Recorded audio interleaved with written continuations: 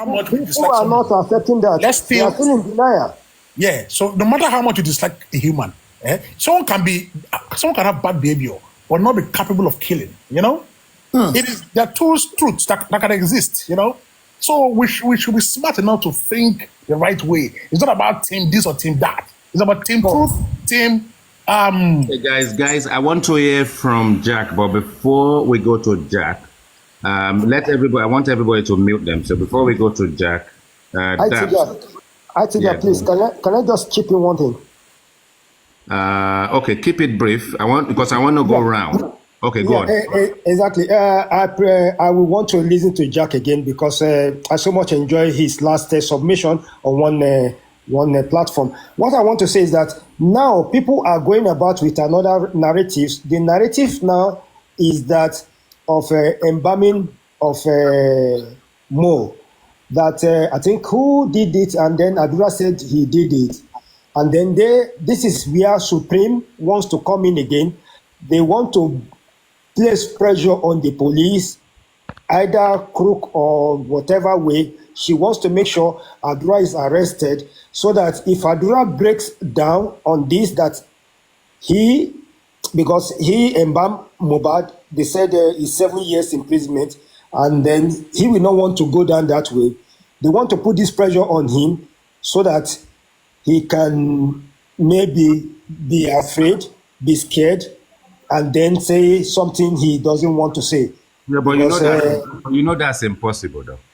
You see, the thing is, the pressure they're trying to put on themselves is needless because they have even failed before they started. Now, what is it that you're going to get from Adura? You want Adura to say he wasn't the one that embalmed his brother. So, and if he says he wasn't the one, what exactly do you hope to achieve? So let me tell you, everybody that is listening, common sense is what we go back to, and it's not common.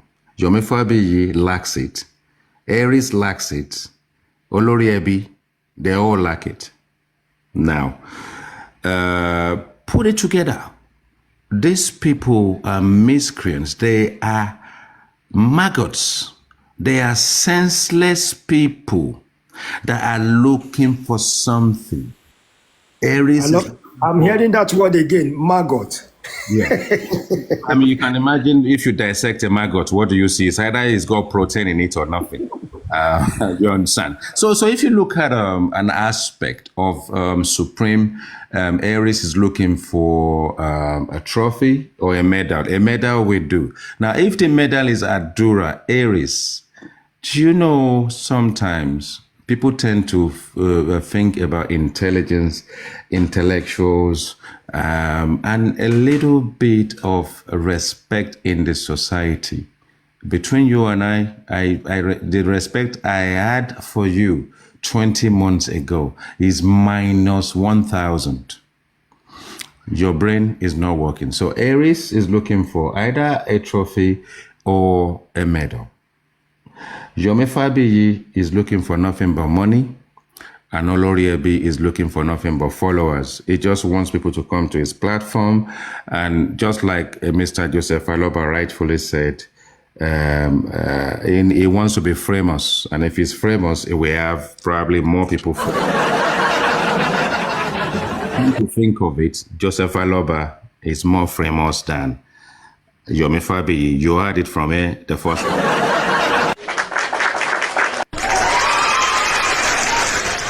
Who got interviewed by credible radio station and TV stations since the inception, Joseph Aloba. Who can sign a petition that the police and the DPP will pay attention to, Joseph Aloba.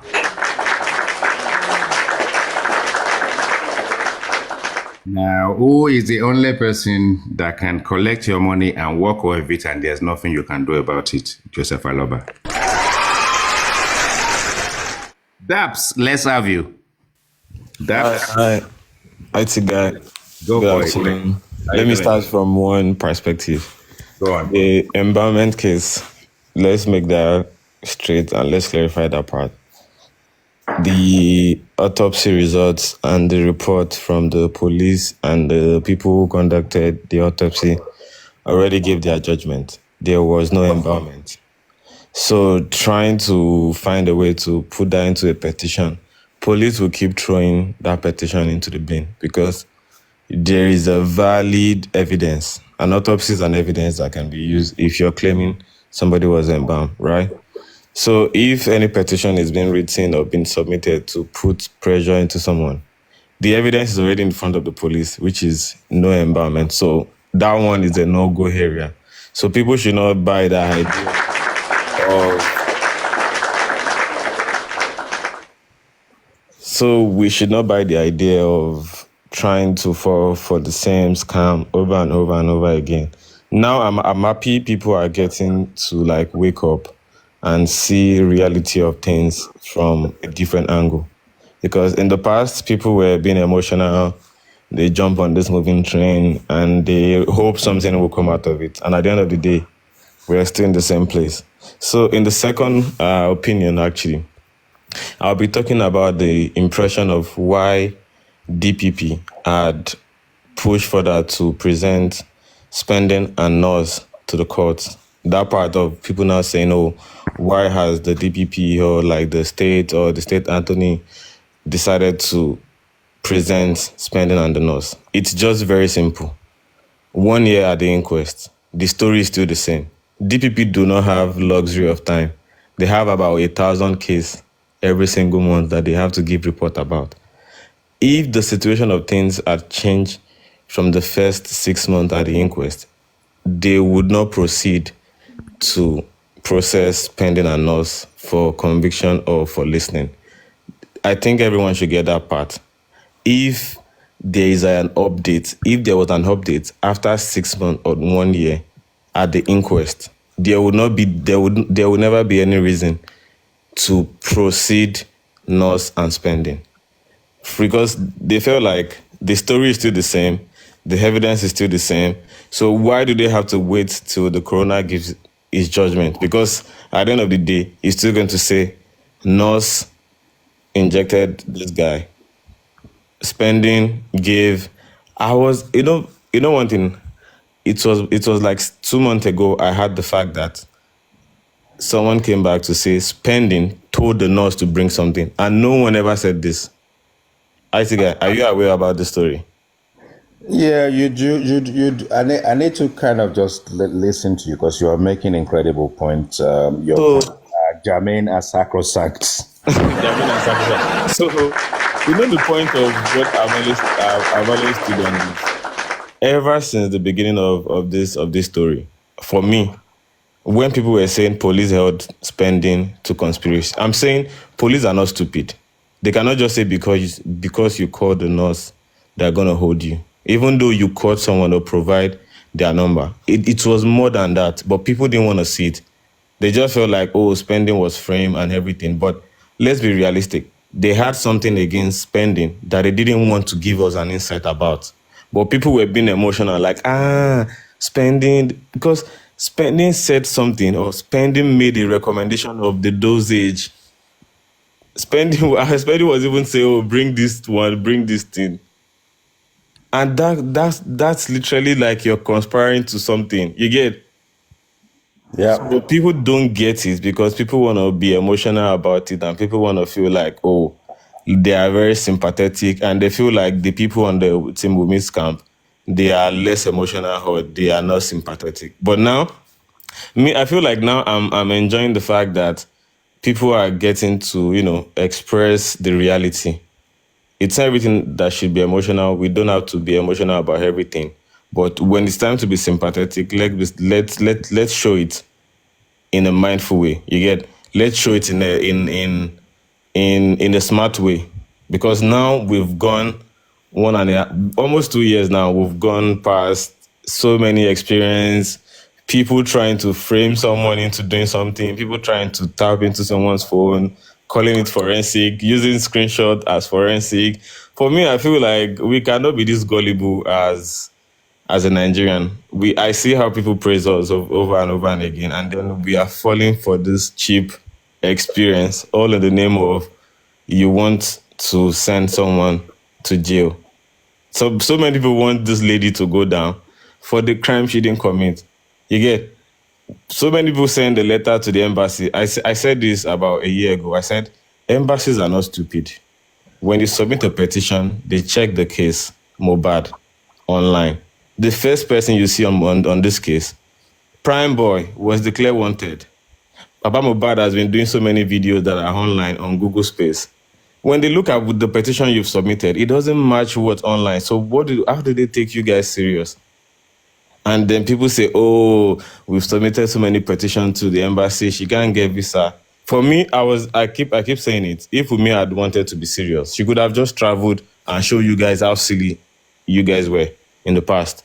But she was just feeling like she doesn't want to be brag for being showing like, oh, she doesn't, I feel like she was also trying to be civil as well. She was also trying to feel like she doesn't need to give you guys a basketball experience. But now I feel like she's ready for the game. You might see her in Spain in 2 weeks. I'm not even gonna lie. Or you might see her in the UK. And for everybody in the UK who has made mouth that when she comes to the UK, you guys will do blah blah blah. If you see her in the UK, you guys should just Oh, one thing. I mean, I agree with you all along because you're a very thoughtful guy. You are not as sort of like thoughtless as yomi, fabiyi, and supreme. And I think that common sense that is not common is not much to do with common sense. It's just to do with when you come across miscreants that are desperate. That desperation kind of embed itself in their brain. They can't think. They need people around them, and all they can do is look for people they can persuade and manipulate. Now, because woman Cynthia Adebanjo, as we all know, is a witness and remains a witness, she has a life, and she doesn't have to do pepper them. She doesn't have to prove anything to anybody. And for what I will give to her and people in her camp, she doesn't have to respond to rubbish.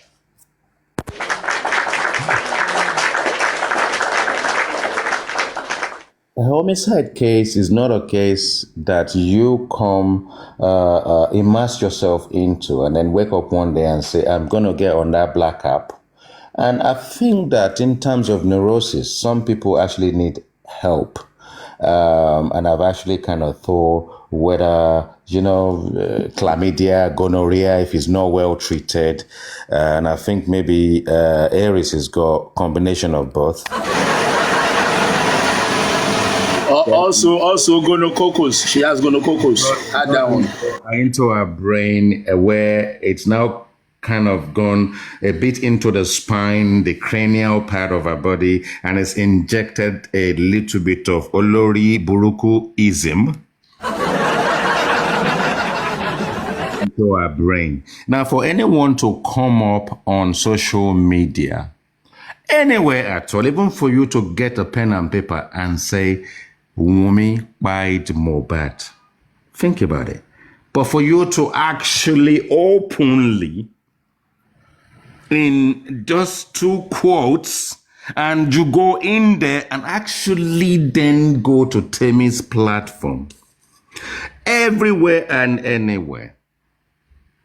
I think the disturbing side of it is actually that she has this Gololites, these idiots, this sort of like, how do you put them, Talakawas, and Talakas, and the Dawokus of our nation that just follow Aries and believe in what she's saying.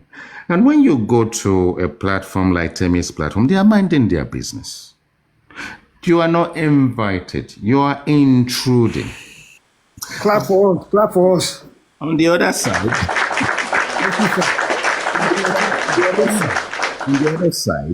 you've now gone to the police station with Idiberekete, Ikebe Super. Yeah? So rogue yourself, constitute yourselves into public nuisances, delve into the pits of hell and anarchy.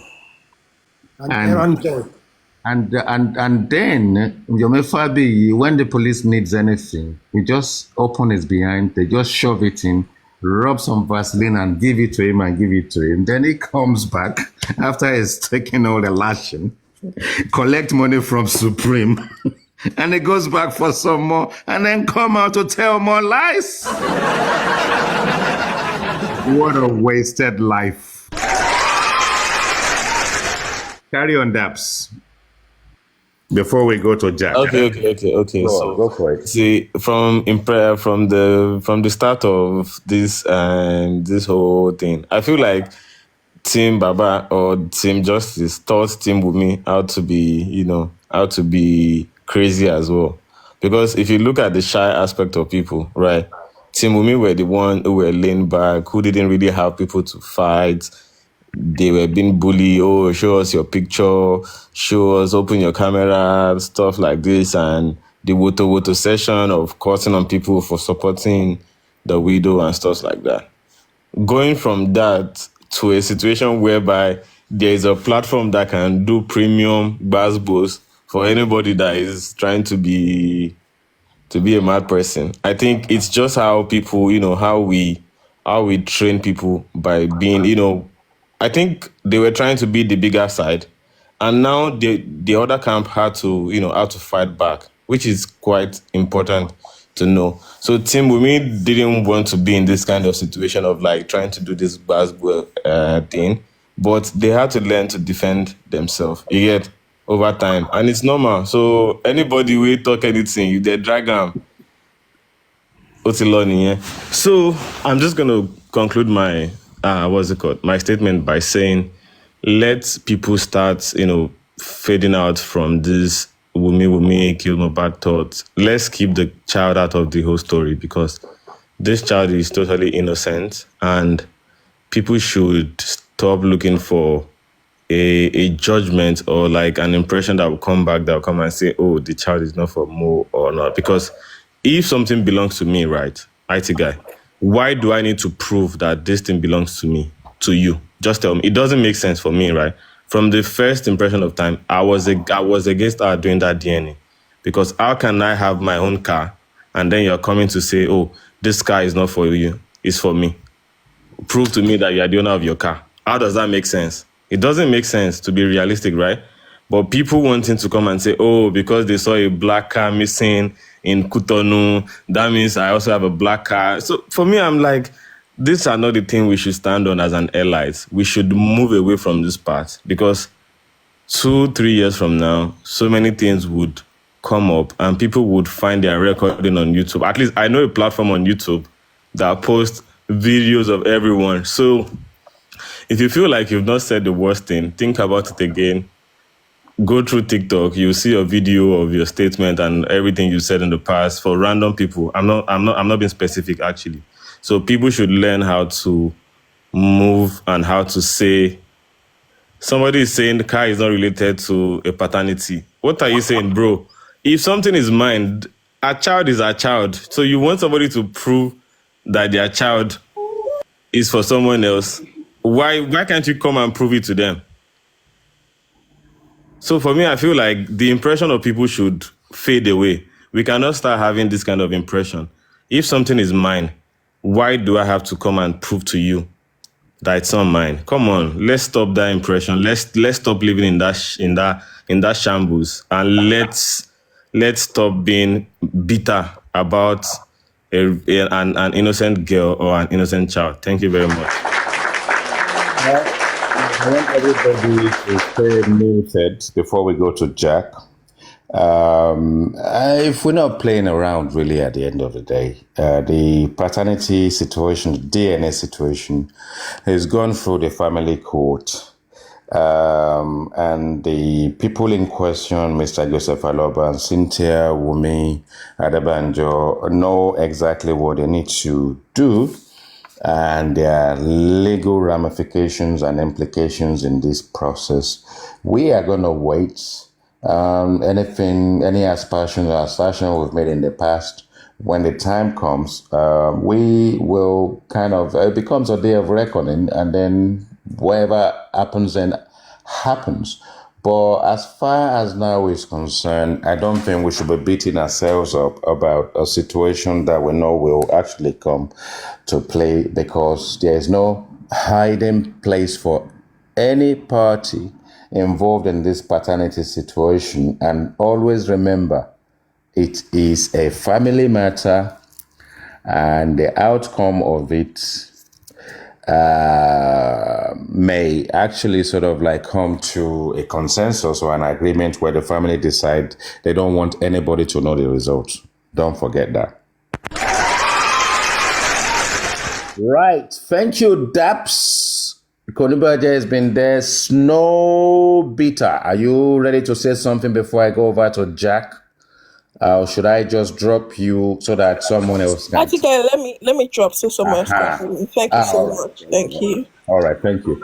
So we are gonna go over to Jack. If you don't know Jack, don't get jacked. If you get jacked, don't get jacked.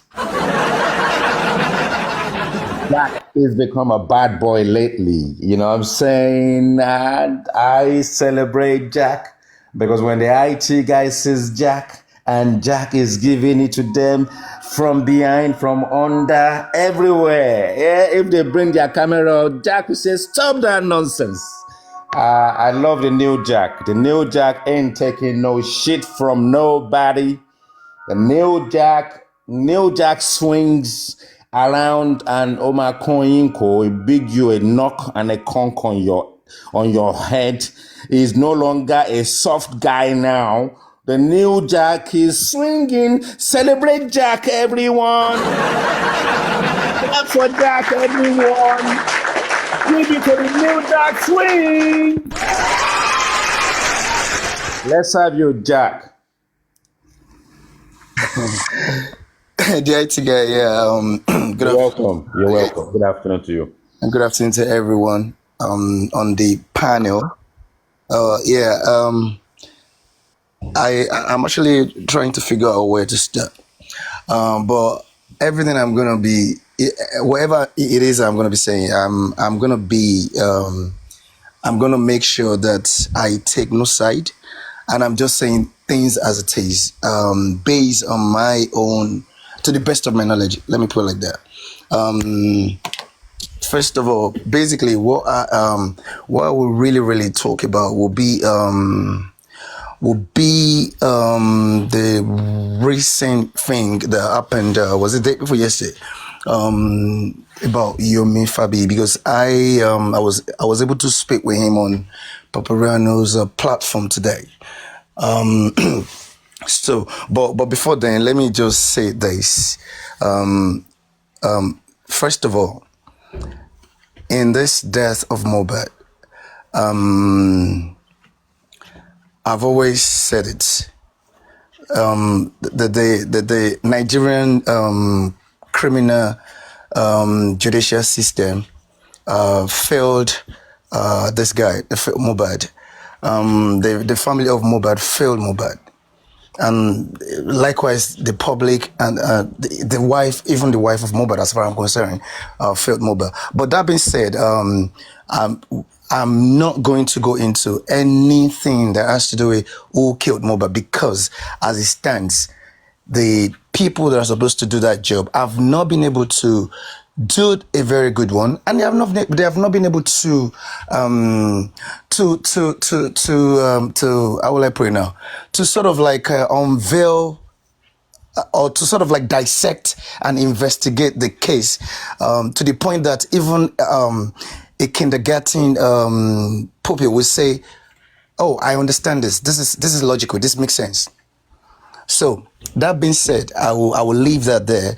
That is to say, I take no side with anybody. I only will say truth, and I will only say things that will be beneficial to Mohbad and to those who genuinely came out to support or to sort of like give Mohbad ensure that Mohbad get justice. Let me put it like that.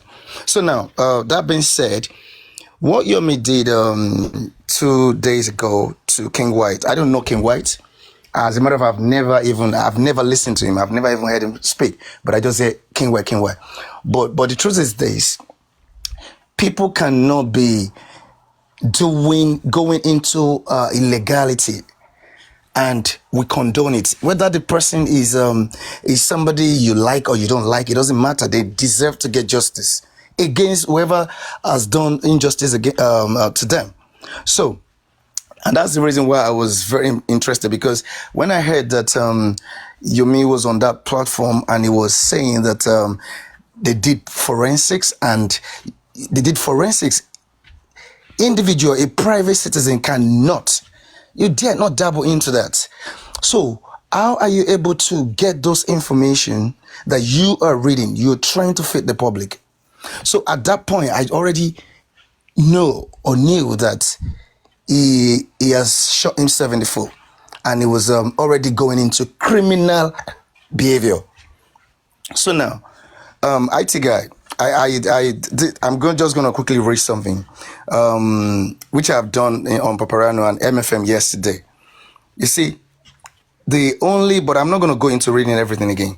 The question is asked, and take your time. Oh, okay. Then let me do it because I really want all of us to be on the same page. I want you to educate us, and I want everyone listening to make notes and learn from it. Fire away. Thank you so much, IT guy. So now, there's the question: who has the authority to carry out phone forensics of a citizen in Nigeria? And now, in Nigeria, the National Cyber Crime Center of the Nigerian Police Force, NPF, is primarily responsible for investigating and analyzing cyber crimes, including phone forensics, according to the NPF. However, other agencies like the Economic and Financial Crimes Commission, EFCC, and the State Security Service may also have the authority to conduct phone forensics in specific cases related to their mandates. Now, this being said, let's note some key points. And the key points are: we need to understand that even in carrying out this forensic investigation, they have to do it within legal framework that has been set by the Constitution, the so-called Nigerian Constitution. So, and by so doing, they've got to respect the right of such individual, the right to privacy, and the confidentiality of the communications. They've got to protect it. Now, I just wanted to make it brief, so I will go to the next one now. So now the next question is will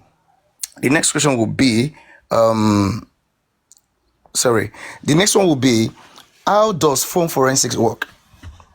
Phone forensics is a subfield of digital forensics which involves extracting and analyzing data from mobile devices for legal or investigative purposes. Now, things that are involved: seizure, the phone will be seized. Seizure, it involves the initial taking of the device, ensuring it's secured, and to prevent tampering or alteration of evidence. Then acquisition, this is the process of extracting data from the phone using specialized tools and techniques. Now, after that, they then move to analysis of the data. After that, there will be reporting. Reporting comes to play. There will be report. All of these things, they are within the purview of the Nigerian police, and not any individual. So why they are doing this? No police officer among the force has even got the right to come out to the public and share any of this data with the public without going through the proper channel. The police, they've got PR department, and let me tell you something. Even if you have you have a case, you're the petitioner now, and when police have carried out the investigation, even if you request for a copy of the report of the investigation, sometimes they won't give it. Most times they won't give it because they will adduce to some maybe the sensitivity of some documents there.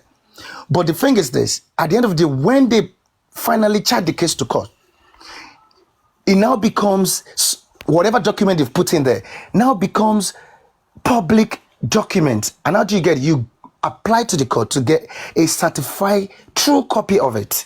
That is how you get it. You don't go through the back door to get it from the court registrar. If you do that, you are going to prison because you have breached, you have infringed, you have committed a crime. So what Yomi has done with the police officer, that whoever that gave him, that released those chats to him, what they have done is criminal. It is criminal.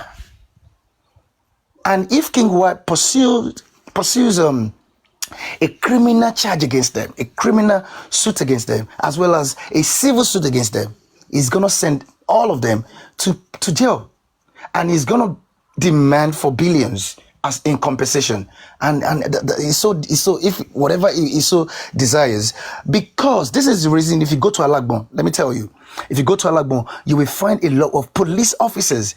All of these police working in panty, working in whatever you call them, you will find them locked up there because of all of these criminal activities that they engage themselves in with certain private citizens, individuals. So what Yomi has done is condemnable. It is criminal, and I challenge him today. And I posed the question to him. He couldn't answer. As a matter of fact, you see, the thing is, this IT guy, I think we most times I don't understand. People condone some acts.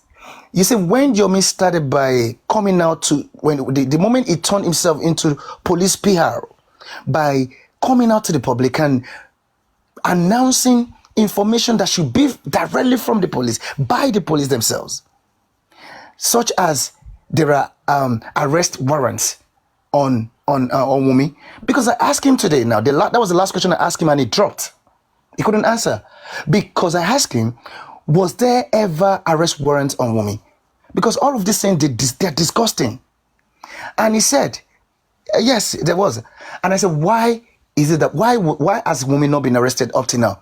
And he said, am I the police? How am I going to know that? And I said, so you know that you're not the police, and you're coming out to the public to announce such information to them. That was the point he dropped. Because you are not the police.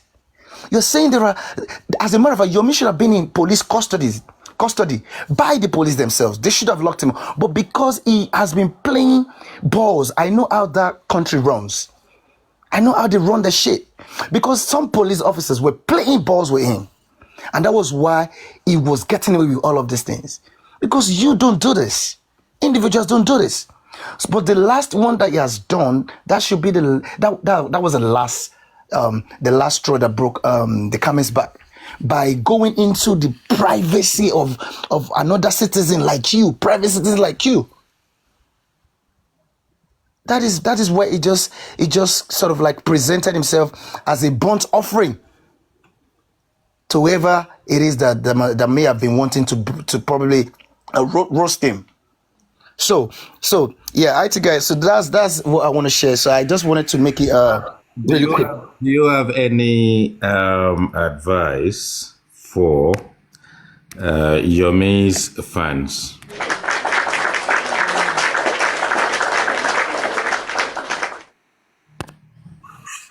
Yeah.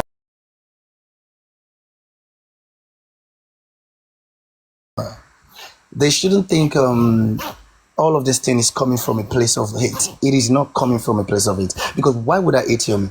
What do I want to benefit from that? Am I an actor? I do not act. Am I? Do I have? Do I have? Are you looking for frame? God bless you. Why? That is why I've not come out with my face or a real account. So I'm not looking for that, and I do not have any NGO. As a matter of fact, you will never hear Jack's name in anything that has to do with money or has to do with nothing. I've celebrated birthdays, and nobody. I've never told any host to announce it so that they can start giving me. I've never gotten nothing, and I do not want to get nothing over the death of a 26-year-old boy. You understand? So there is nothing to want to hate him for. This is just a matter of truth. And they need to, truth hurts, they say. They just need to understand that, because I have helped them again. I have helped them to ask Yomi one valid question again. And I asked Yomi, I said, Yomi, because I asked Escapade the same question. And he couldn't answer. And actually he went muted for like almost 30 minutes or whatever. When he came back, he wanted to answer. And by the time he answered, he actually placed himself, he was where I wanted him to be. And that was why I knew that this guy cannot even, it's Yomi that can answer this question. And I asked Yomi today. I said, Mr. Yomi, with knowing the position of the Attorney General of Lagos State, Lawal Pedro, and knowing the power that was given, the special power that was given to him by the Constitution, that whatever, if he wants, if he likes, he can stop any criminal matter, he can quash it, he can, if he wants, he can pursue it. And if he wants, he can take it over from the police. He can ask the police not to do nothing about it by taking it over. When he takes it over, he can do whatever he wanted. Even if you like, go and bring an evidence where people are actually, I'm just saying, where people were actually putting a knife or putting whatever in the neck of him to kill him. Sorry, let me use Sukmain. I'm sorry about that. If this Attorney General sees no reason to pursue that case, to charge whoever the people that were found in the video, he still will not do nothing. There is nothing anybody can do about it, because Constitution has given him that power, which nobody can challenge. Nobody can challenge it. No court. Individual can take him to court, but there is no judge that can question Attorney General in Nigeria, whether at the federal level or at the state level. The court is with the verdict will still be that go to Attorney General himself, appeal to Attorney General. Maybe he might look into whatever it is that you're talking about. But for any court to make any pronouncement by overturning or by changing the Attorney General's decision, not in Nigeria, because that is how they have created a nonsense constitution. So now, this being said, my advice based on the answer of Yomi, it shows that Yomi himself does not even know anything about, he does not even know the position of law, he does not even know anything how to get by justice. That's the truth. Because if he knows, he wouldn't be telling me that, am I saying, of course, if that is the position of Attorney General himself will stand in court.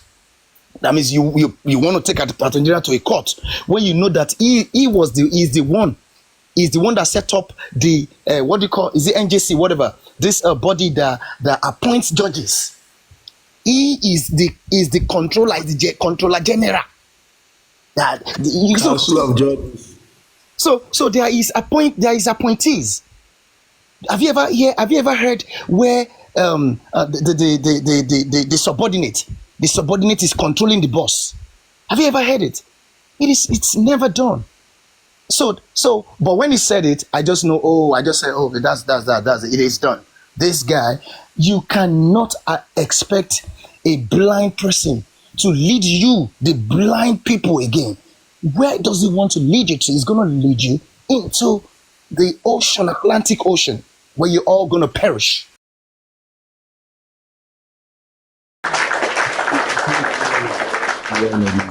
Well done, Jack. I can't say it well enough. If you need common sense, come to a platform like this, and there are a number of other platforms, only that we kind of present ourselves differently. It is very important that you listen to common sense.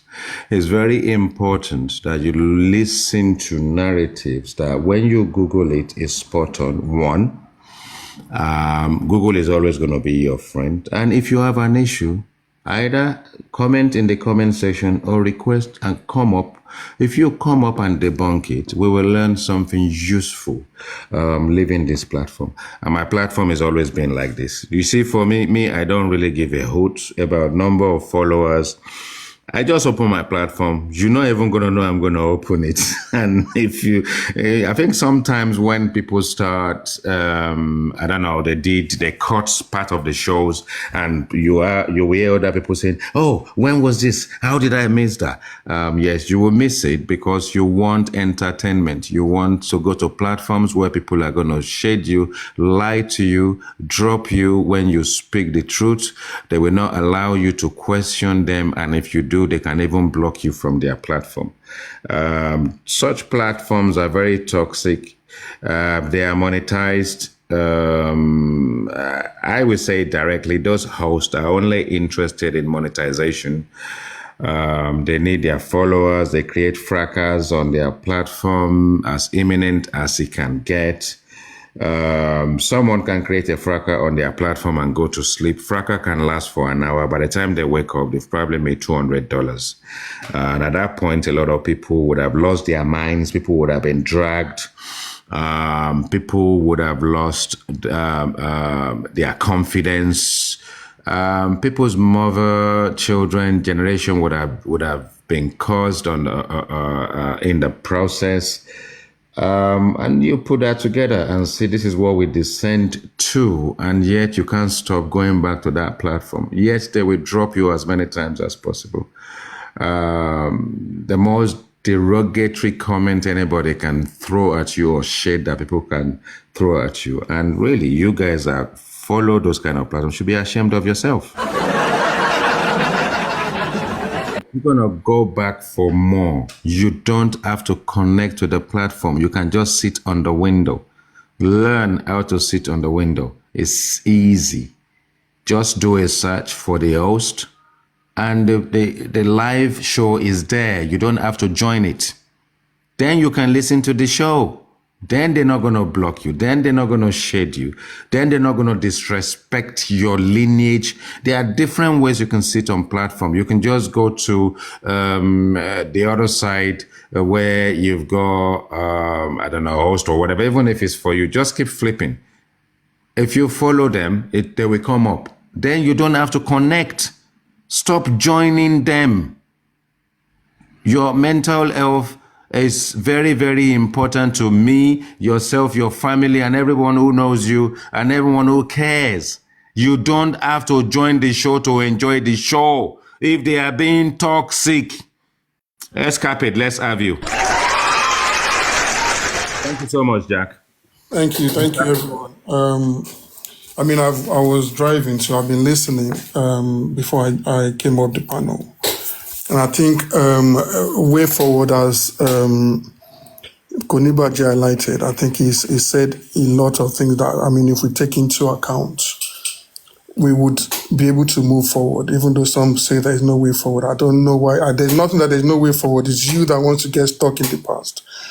Again, and I think the reason why there is no forward movement is that people want to see movement. They love to see movement. And I say most of these movements that we see, yes, they are movements, but there is no motion. We are not moving anywhere. You just see people jumping up and down. And this is why in the last 2 days, they've now started talking about, Adura this, Adura that, phone forensic. Some people are excited, like people on the Loreb platform. I'll share phone forensic. Things like you would hear, police is not doing their job. Okay, give us the process. You wouldn't be able to give us the process. This person has done phone forensic. Tell them to highlight to you the processes of getting a phone forensic done. And now, things like that, rather than people just come with words and narratives, and then because it's something new, people just accept it. Because I don't see why, and I've said this in the past, for 20 months, people are still talking empowerment. It is there to even Google. If you don't understand, like, these people are talking embalming, let me even Google it. How can putting salt in a container on somebody's chest be embalmment? Even your your turkey that you season and you marinate and you put stuff on, you put in the fridge. Maybe you want to roast it the following day. Are you embalming the chicken? You are seasoning it. And this salt, the salt in this case is even in a container, put on the chest.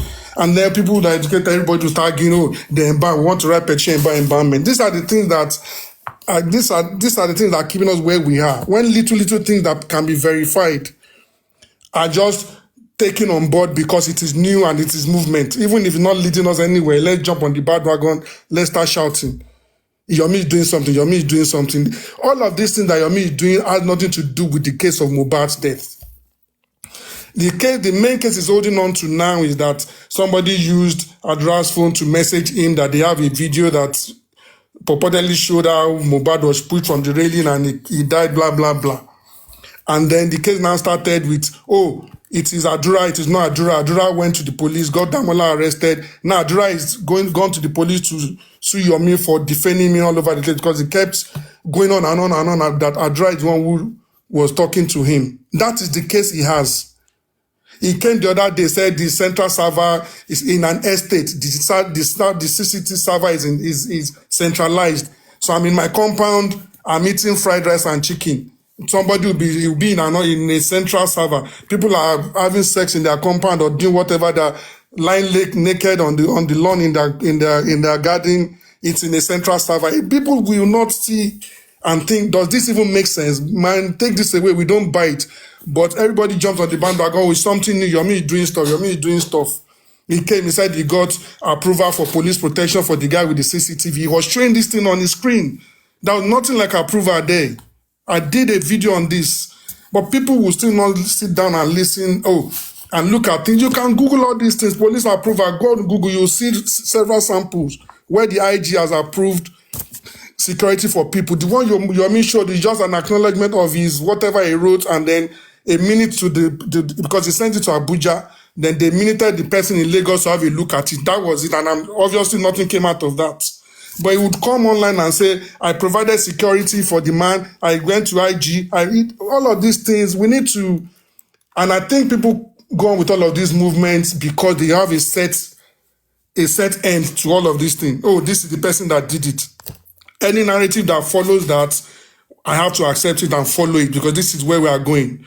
And that is again where these scammers come in. They will come and give you that thing that you have as your end goal, what you want to see as the end of this process. They will come and sell it to you that they have something that will take in that direction, and then everybody starts following without even sitting down and thinking about it. This guy comes every time to say, I'm fighting for my future, my children's future. I want to sanitize Nigeria. But it's coming to you to tell you that it's giving police phones to do forensic or whatever. Activists and government and police don't agree. They're always fighting. But this person that calls himself your activist is coming to say, I bought phones for police. And nobody's sitting and saying, this guy, get lost. This is rubbish. Now he's come to say he paid 1.1 million to get somebody detained over the statutory 48 hours. And some people are still there. Yomi is the one that is still giving us justice. This person is breaking the law. He's showing you that it's not even... I don't understand how, he calls himself a CEO. We'll give it to him. He has an NGO. He's registered. We can see on the CAC. But how many people that owns a company have you seen come out to speak like this guy does? Talking vulgar stuff, saying they want to kill him. Now is his son. They want to kill his son. They want to, I'm sleeping under the bridge, Batakokpa today, this tomorrow, one share some assaulting. He's not even coming out of somebody that is how do I put it? That is employed in a white collar job. Or there's some kind of decorum that you even have. Not to talk of you being a CEO. You own a company. You are coming to speak every day. You speak for hours and hours and hours. You'll be asking for 50,000, 20,000 here, 40,000 here. And you are saying you have NGO. Before you say anything, my NGO is this, my NGO is that, I'm an actor. It's the only Mohbad case that's happened in the last 5 years that you've had your NGO. The only one that you show on your CV is the Jesha. The man is languishing in jail at the moment. and then nothing else until this Mohbad case, and you have stuck to this Mohbad case, there's nothing else that is happening. But when you come, you'll be making my NGO, they want the foundation, this, foundation, that. People need to start smelling the coffee and start, like Koniba just said, there's some things that we should start cutting off now. At this point, we shouldn't even be talking about what's empowerment. We shouldn't be talking about this silly phone forensic that is bringing out. It is because there's an haven for people, for him to, if you notice, he now frequents Olori Ebi and that Monjola Lua platforms. The same, like their sister platforms. The same set of people are there. This is the only place where they are buying all of these things that he's saying, because he can't really sell it on Paparano like he used to. He can't sell it to many other platforms that he used to frequent. Because people are now saying that this guy, people have been on this thing since September last year. What's his name? Westo, Sakiki, Arifa, they go to the inquest every day.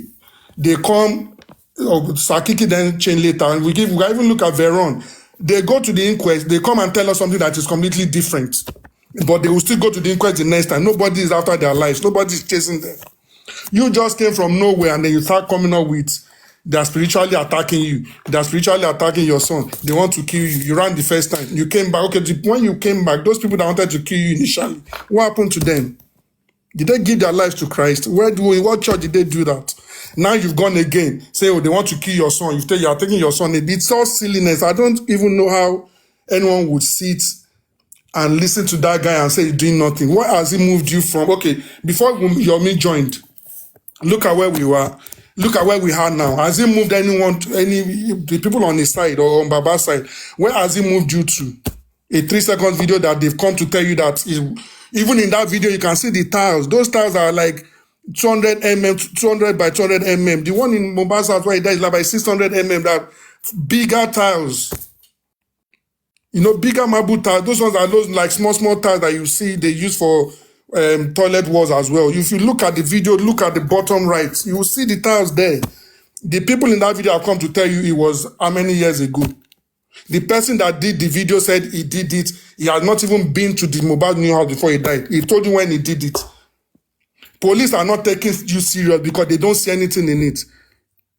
And again, now, on that side, what's his name? This Binting guy and a few people, because that guy, when Zomo came on live on that lady's platform, I can't remember the name of the platform now.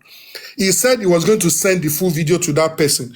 If you notice that account, that same video, they've been cutting and cutting and cutting. That's why they cut where Mohbad was talking to Wumi's mom, that Wumi was going to leave late in the night. Then they cut another one. They've been cutting that video. That girl has the video. After a few weeks, Binti said he's got hold of the video and he's seen it and he sent it to Baba and Baba's lawyers. Why are they not releasing it? They will not release it because Baba would lose some people to say, oh, this thing that we are still chasing, if we see that is not in that video, many people will lose interest. Because I don't know why he's holding on to it. Binti said he's giving it to you. Why is Binti not even releasing it? This is why we are where we are. People keep taking things, just like I said the last time.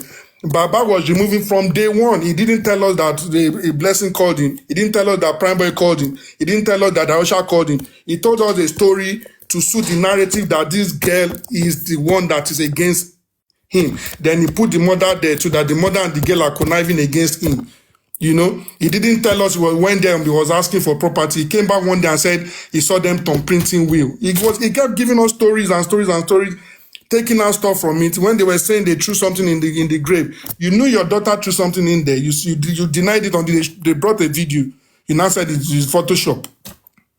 So these things are there. The people that are following him, can they not really say, oh, this man, he just told us lies, plenty of lies. There might be some truth in it, but plenty of lies. This guy gave testimony in court that Baba was there when they put the salt on the chest. Baba has not come out to vehemently deny that or say he's going to sue the guy.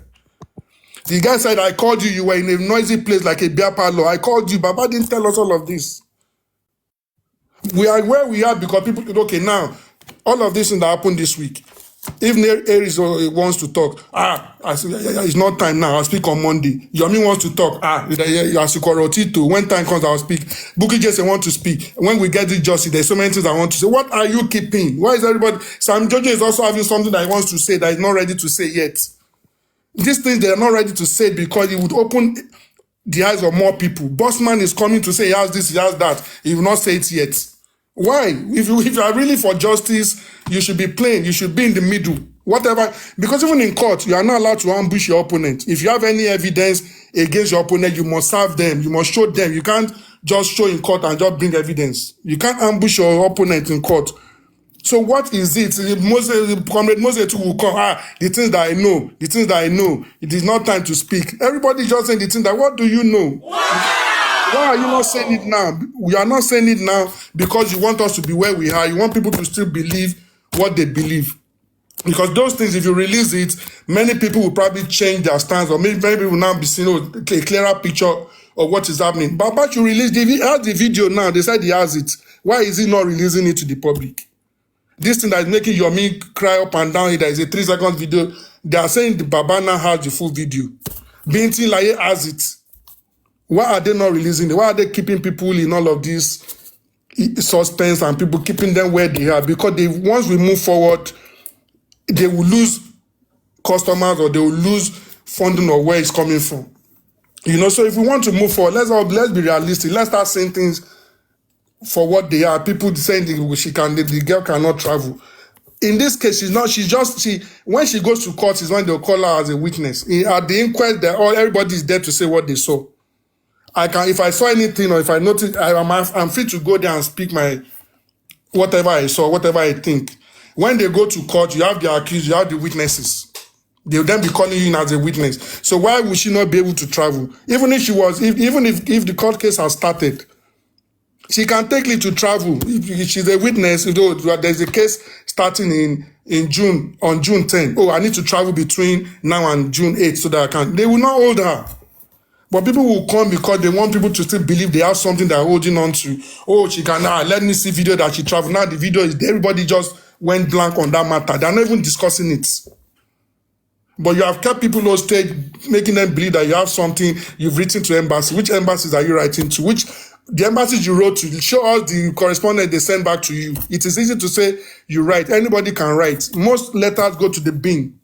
If you wrote to an embassy and they're not responding to you to say, okay, we acknowledge this, we are going to do this, you are just wasting everybody's time. So you can shout that you've written to 100 embassies as much as you want. It's all bullshit if you don't have anything written back to you.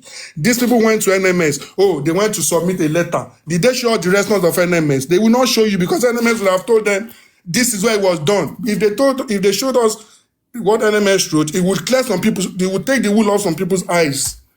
If we need to start seeing these things the way they're doing, Beltman went to CNN. Okay, what happened in CNN? He said he's not ready to say it. He went there by himself, so he will keep it to himself. But you still come and say you are fighting for justice. You keep things you want to keep that might emancipate some people because you want to keep them locked into your narrative. You keep it to yourself. The one that you will release that would get people confused and make them think, this is the direction we are going, just to rile them up and make them feel we are making progress. You release those ones. All the letters that Yomi had written, maybe he went to Nigeria House over 2 weeks ago. He said after 2 weeks, you go and protest in front of. Has he come back to tell us if you got any response back?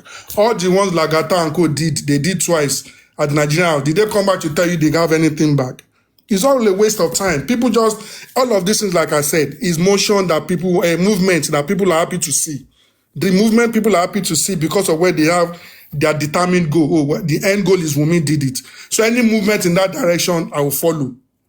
Let them come and tell you the responses they got from Nigeria House. Nothing. If they had anything tangible, they would have brought it out. If they had anything tangible from NMS, they would have brought it out.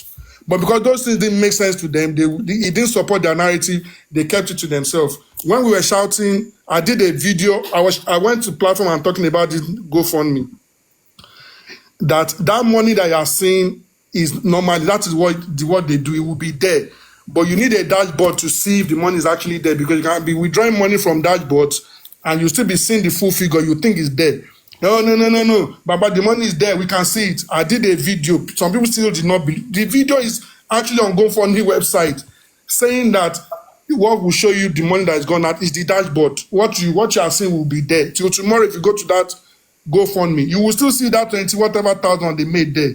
We said it and said, but they will still not listen because some people are telling them no. This is some things that if you Google it, it is there. When Soldiers for Justice was shouting up and down, oh, they didn't bring any specimen to the US. The UNMS does not accept international specimen, blah, blah, blah. It is on their website. They even put a name, how you are going to package international specimen. They put the contact name for international specimen on their website. I said it on Eddie's platform that day. They kept quiet. These are little things that people should at least be proactive and not just be you just come to platform, you take whatever they tell you, you go away with it. I understand people that are maybe not that educated or not that savvy, not able to look at stuff, not able to look stuff up. But everyone that owes the people that are listening and the people that are on the panel, they owe them a duty to educate them, which is what I believe IT guy does a lot here. Educate people. If somebody comes and says this, like Koniba just said, where is your evidence? Where is your evidence? Okay, you have written 100 million petition to stop me. Please show us one letter you wrote to their response. If you don't have a response that you can show, that means you will just wasted your time. Don't come and brag about it. This justice for mobile is where I see people bragging that I've written petition against me, I've written petition against Darusha. You have not got one favorable result and you are bragging about how much you have spent writing petitions. Is that not stupidity? You are writing petitions, yeah, you are writing, you are spending money. But you have not got one single of this thing that I'm writing, not even one single result. But they'll come out, oh, yeah, I've written 1 million. People will be clapping for them. She's the one spending her money. She's the one. What has that all these things moved you to? From the point that they said they're writing petitions to now, where has it moved you? Everybody is still back to that same inquest that everybody started with. We've been around the house, bracketed, this bracketed.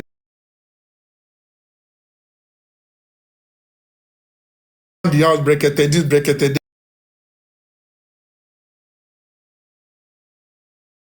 Have to prove beyond reasonable doubt. Beyond, it is a criminal case, you have to put beyond reasonable doubt. In a civil case is when they use balance of probability. And even that, you'd have evidence and they now look at the probability of it, and that's civil. Criminal case, especially murder, you will put beyond reasonable doubt. You don't even have one single evidence. But somebody will still come, Wunmi ló pa Mohbad. Everybody will be clapping, yes, Wunmi ló pa Mohbad.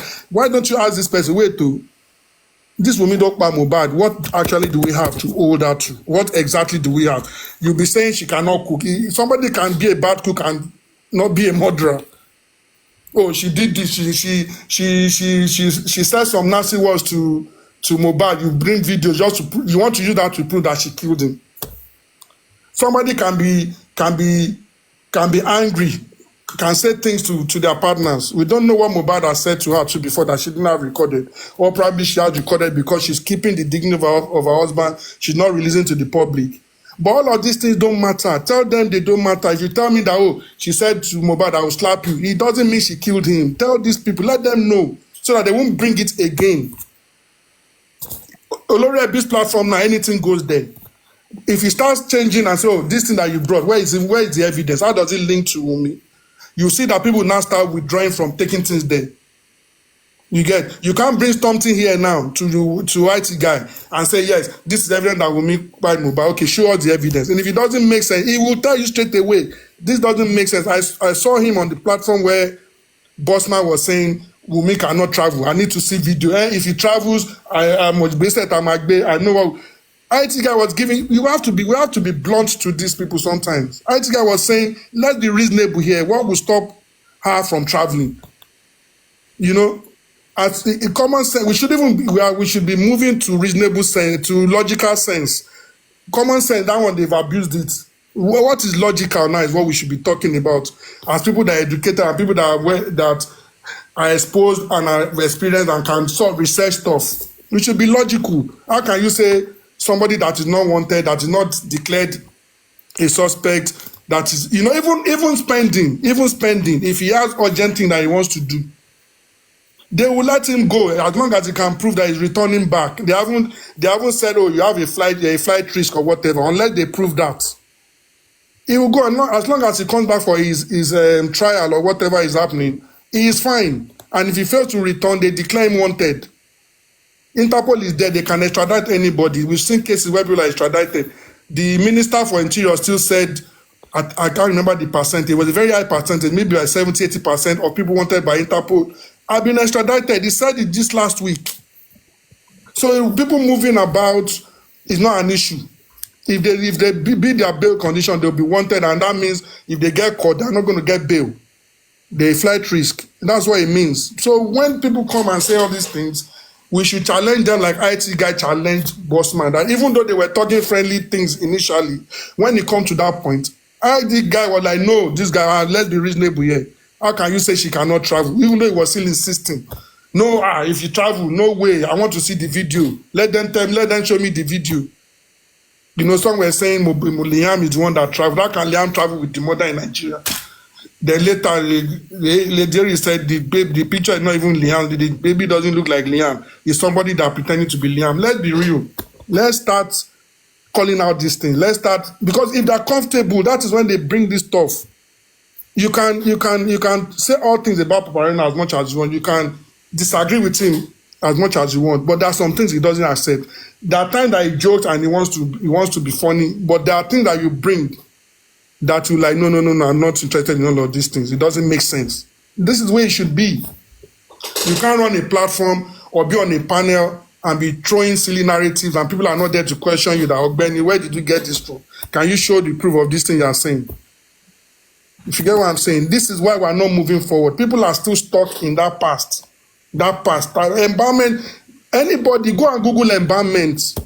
It is there. You will see they have to take out the blood. They have to drain the blood and put formalin in the system and all of those stuff. That is embalmment, not salt. What you can do is probably they preserve the body because they want the salt to absorb the moisture in the room. It didn't even touch his body. You marinate your turkey now. Are you embalming the turkey or your chicken before you grill it? Let's start asking questions so that people can be. Let's start asking questions so that people can be uncomfortable to start bringing silly narratives. Imagine on Olori Ebin platform, they are saying that Wunmi is stalling on DNA because they are going to infuse Mohbad's blood from the morgue into his system so that when it's now complete, you now say she's ready. And people are there sitting. You see people there speaking good English. And people are not saying, kill and so you get out of here. Because it's an insult on the intelligence of the people that are there and more on the host of that platform. If you are a host and somebody is telling you they come and give silly narratives and you're there and not saying, no, hold on a minute. Don't bring that one here. It doesn't even make sense. If there are things that don't make sense, you should call it for what it is. It doesn't make sense. Make them uncomfortable with their nonsense so that we can at least see, we can be saying, people on the other side are still not seeing maybe what we are seeing on this and believing that this girl didn't do it. But it's fine. But let some things start clearing and start coming and say, oh, this one doesn't make sense. Let's take this out. This doesn't make sense. This doesn't make sense. They want to go and write petition for embalmment, 1 million, whatever they're doing. And some people are there listening to that nonsense. Let me just pause for now. This is how we do it. This is how we do it. Yeah, this is how we do it. We keep it real. We don't take any nonsense. We just go straight to the point. So, J Bang, let's have you. Well, good evening, everybody. Mine is not much. As much I would like to be on the fence on this issue. Please, I won't want to offend anybody. In anything I say, I will always say it the way I see it. When they say something about embalmment, there's different types of embalmment. From my own knowledge, I know there are traditional embalmment. And I know there are some people they will call medical embalmment. I don't know if I'm not a medical doctor. For the traditional embalmment, me I know of when I go to our villages is putting salt on the dead body's chest and covering their nose, their ears, and their mouth with wool, which was done. You were only talking, yesterday we were only talking about putting salt on the chest. No, it doesn't stop there, and I don't think Mohbad don't stop there. They put cotton wool. This man said they put cotton wool in his nose, They put cotton wool in his mouth and they put cotton wool in his ears. J-Banks. Anybody that have put something like that, let me, like I said, I want to be on the fence. I just want to I clarify still need to things. slow you down. Are you telling us it's an embalmment? There is what they call traditional embalmment, No. whether we like it or not. Are you telling us it's an embalmment?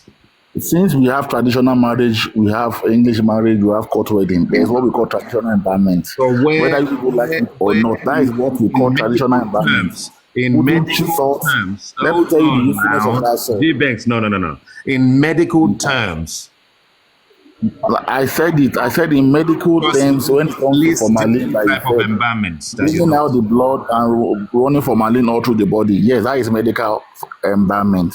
But don't let us still forget that there is traditional embalmment. They will tell you that putting salt and putting cotton wool is embalmment. Is that what you are saying? That is what I'm telling you. That is traditional embalmment that we met. No. And it's not only me. Okay. Our forefathers. Everybody, please Google traditional embalmment. Everybody, comment section. I want everybody to Google traditional embalmment. Please. Okay, let's Google it. I have seen it in my village where they do it to dead body. Yep. So whether you like it or not, you want to believe it. Everybody, comment section. All of us, please Google traditional embalmment. I want to please, I won't like this interjection, please. Let me just finish what I want to say. I just want to make sure. I interjected when he was saying this. Yeah. Okay. When I finish, then you can now, and people can start laughing at it. Look, you cannot come here. I want to make it how I run my platform. This platform is different. If you want to stay here, you stay steadfast. I don't want to control you, but I will have to work. IT guy, I won't be here while you. I said it. I didn't interject him. You don't have to insult our intelligence. It's an idiot. Stupid. You don't have to insult our intelligence. There's nothing like traditional or local environment. Because don't come back.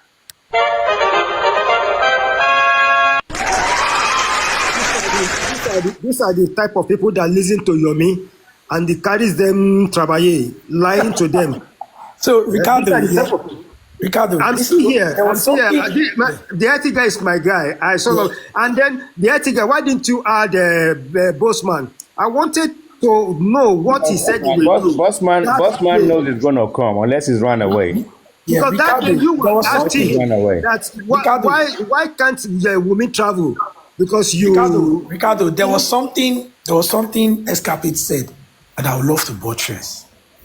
Regarding this movement, we have offered a lot of assistance that these people didn't see. We have actually given them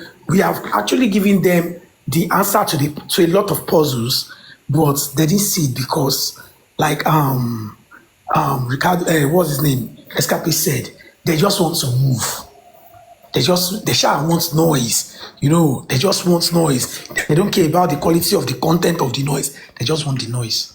When Arifa, Veron, and some of their cohorts started this narrative of this Mr. Kabese, when they started the narratives, I kept making videos on and on, correcting them and all of that. But the narrative those guys came with, they sounded so sure. It's a narrative that if you are not intelligent, if you are not smart, if you are not wise, if you are not that kind of a person that is logical with their reasoning, you will fall for everything. Arifa legit said someone came down from the car, someone did this. It was a very perfect Uncle Jimmy's story time, Tales by Moonlight, way that you definitely get carried away listening to Arifa the particular day he started that thing. Same as that NAFDAC approved nuisance that called himself Veron. Then, when we started soliciting for their arrests, and also when we started questioning the KBS, that, sir, this thing has been going on. We want to hear your own part of the story. Is this thing true? Sir, you are not saying anything, sir. Then the man decided to listen to the voice of the Lagosian, also especially with the island breeds. Then he did the right thing he was supposed to do. Then he arrested them. That was an opportunity for you. It was supposed to be an eye opener for you to see that people will go all lengths to defend people on this movement just to have their platform filled up, just to get the gift, just to get the attention and the fame. That alone was supposed to be an eye-opener that there were some guys that literally came and they were beating their chest that, yes, this is it, this is it. And when they got arrested, they couldn't even defend anything they were saying. That is supposed to be an eye-opener. But we turned to their enemy. We ended up turning to their enemy, not knowing that we have actually gave them a favor on a platter of free of charge. This is the society we are living in now. People want to impose their ideology on you. Look at the guy that they just dropped not quite long. Now, people are trying to have a productive conversation. We want to learn from ourselves. This particular guy, that is the way he behaves on Paparino's platform. He will just come, he will just talk to you anyhow. You know, me, I believe different platform, different rules and regulation, different atmosphere, different approach to everything. Everybody knows me. I can be crazy if I want to be crazy. I'll just come, I'll just trash talk people and I'm off. It depends on the people that are controlling the panel. Like Anita and I, if I'm on a platform, we have good conversation, we gist. It used to be like that on Temi's platform, but now that everybody are busy, we catch cruise anytime we go on Temi's platform. We laugh about the terrible things they come up with, the unspeakable and unhearable narratives that is flying around. We just laugh it off. We just laugh it off. How long do we want to continue doing this? And Nigerians don't understand something. I think it was Escapade or Dabs that said this thing regarding Yomi trading on a criminal path, thinking he's doing something that is right as an activist. Every tactics of Yomi since he started this thing was all a criminal tactics. Bribing the police. There's a video evidence where Papa Rhino was talking about someone, Aries saying they paid police, this is that. There's a video evidence of Yomi himself saying he bought this, that. I had to reach out to Lagos PRO when I saw that video, like, Baba Alpha, under this thing that you people are doing, this policing job, is it normal for a citizen to buy something for the police to say he wants to help them? He said, no, police can never accept such. That it is not normal. Any police that tried that is going to be questioned and all. Yomi has broken all rules and regulations. He has dent the image of Nigerian police to the extreme. Do you know that there were some people that was arrested illegally and detained as well? A man that just lost his cousin or his elder brother, Yomi asked the police to go and arrest that man simply because he wants to nail Damola. That man said he was put in cell for more than 5 days and he was not allowed to even write statements. That is how terrible it was.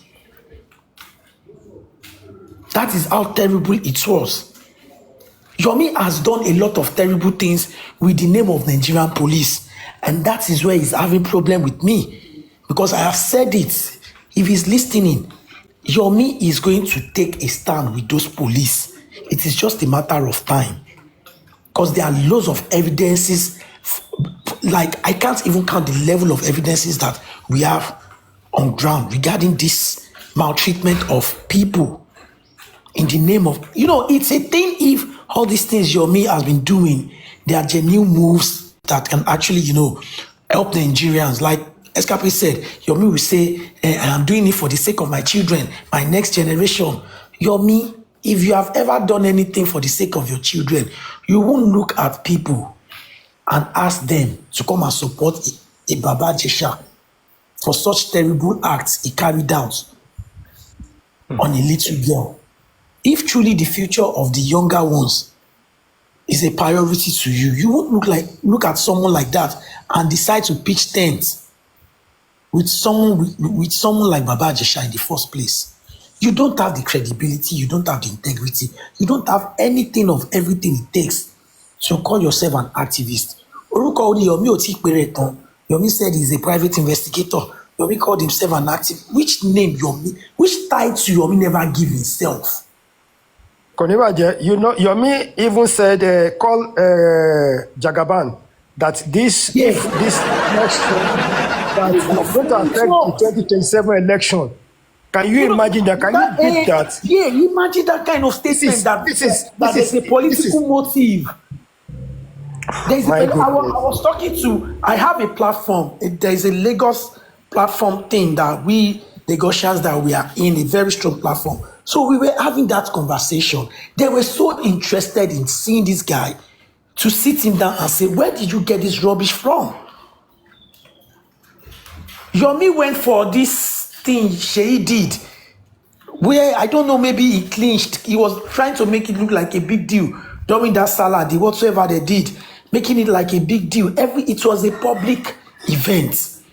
He wants people to think he knows people. He will be sounding as if he has actually been one-on-one extreme like that with Bola Ahmed Tinubu. He will be sounding as if he has Sheyi's number. He will be trying to portray himself like someone that has done something in the political space. And in reality, this guy is just one guy that just wants to survive. You have turned this thing to what it was not supposed to be, and you are still not ready to stop. IT guy. Did you drop the image of a Nigerian police every day? Every day, people are complaining. Anytime you come, you will try to antagonize the Nigerian police. Only you will still come. And do you know that this guy accused the commissioner of police, Mr. Jimo, and some of his officers, saying they want to ambush him? Do you know how strong that statement is? Do you know? That was hold on. IT guy.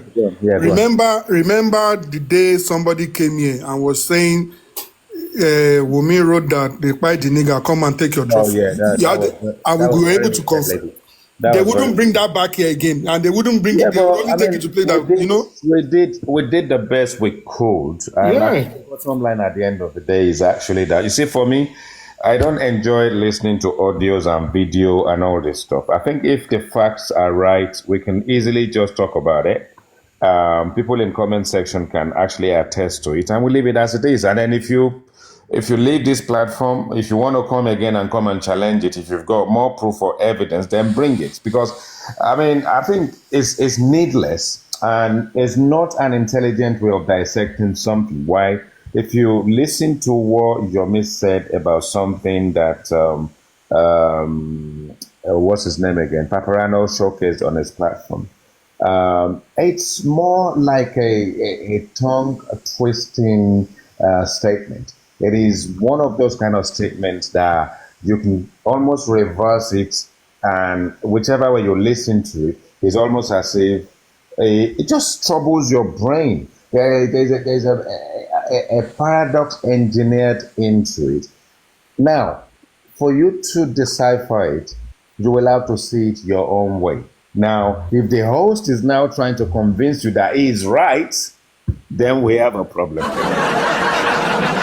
Yeah, so that's the reason why it's difficult to play these things. And yes, if you see it from your own point of view, it's okay. If you think that's what it is, it's okay. If you're now telling me someone says, buy the nigga, she buy the nigga, or whatever the case may be, and then maybe even if buy is somewhere, the nigga is somewhere, then at the end of the day, it's not even buy the nigga. It's just that the nigga is somewhere and the pie is somewhere else. And I don't know, I just struggle. G-Banks, you can come back, right? There is only one form of embalmment in Nigeria, which is what Excapade actually described to you. And everywhere in the world, similar practices are there. You're going to have to drain blood. You're going to have to inject chemical into the veins or wherever you're going to inject it into. There's going to be a number of preservatives. Some other countries, region, maybe in the past, we use something chemical mixed with alcohol or whatever the case may be. Embalmment is not a child's play. I will say it again. What you are trying to describe is not an embalmment. You see, again, in our society, it's preservation. If someone dies in most cases and they are Christian, they probably want to commit the body to the morgue very quickly. Now, if it's a Muslim and we know that we're going to bury the body in 24 hours or 48 hours, Now, you're not going to go and put it in a freezer and then bring it back out, because the Muslim have their own custom where they're going to wrap the body in a white cloth and all that kind of stuff. Whilst the body is resting where it's resting in that period of time, they will put salt in anything, a bowl, put it on the chest. Even if they put cotton wool in there, you will need to actually understand, if you understand the fundamentals, that in terms of decomposition, every orifice, every hole in the body that anything can go to actually assist decomposition is blocked, and the salt is there to actually consume moisture in the air around the body, just to stop it from that staleness and that stench, that kind of uncomfortable kind of feeling when you kind of smell the dead. That's all they're trying to do. It is not an embalmment. Let me clap for myself. And then it is just where there is common sense, there is common sense. But the thing is, you can request and come back up, and I'm sure you actually have Iroro. But if you've been championing this notion, don't bring it here. Right, okay, let's carry on. I don't know. I don't get it. The IT guys, sir. Yeah, this is how they brainwash them on other platform, and this is how they follow people blindly. And when the time comes, they will say your platform is Wumi's platform because Wumi people are there. Maybe Wumi people are more intelligent than you guys. Maybe Wumi people are more logical than you guys, and maybe they are not as clap for us. As you guys. Clap for us.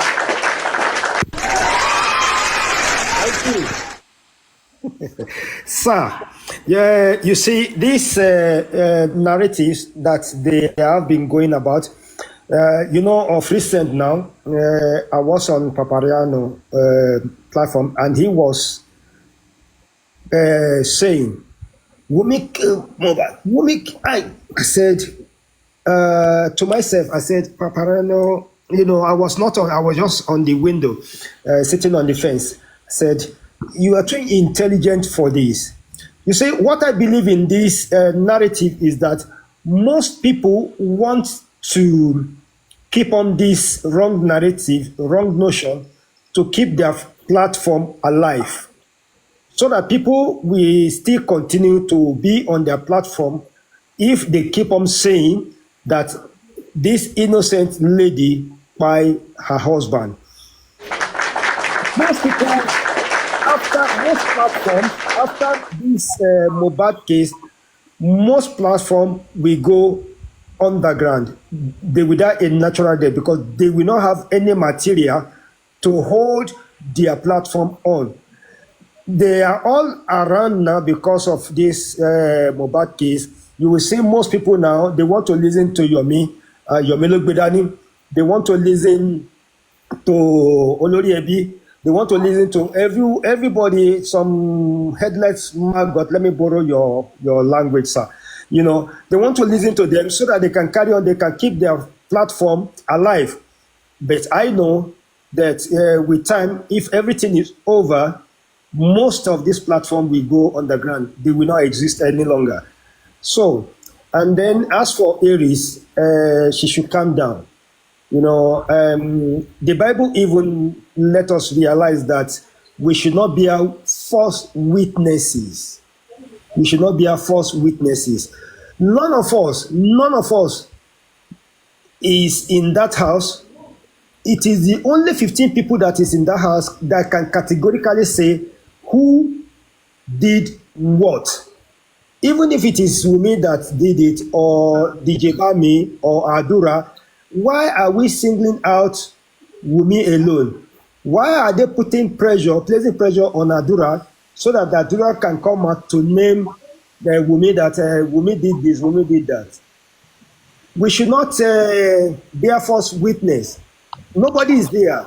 Nobody can tell anybody's character. So for them going about with one video or the other, and then now the latest now is the forensic. The forensic they are talking about has nothing to do with Mohbad death. If the police want to do forensic, that should have been done a year ago. when they went in there for investigation, the phones of those 15 people should have been confiscated, and then they can carry out forensic on that. This forensic is of King White.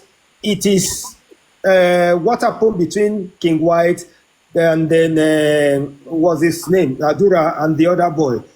The three of them that were arrested. That is not forensic. That is just an investigation. It's an ordinary investigation. Because if forensic is to be done, then the court has to give an order, and the police have the materials, they have the gadgets that they can use.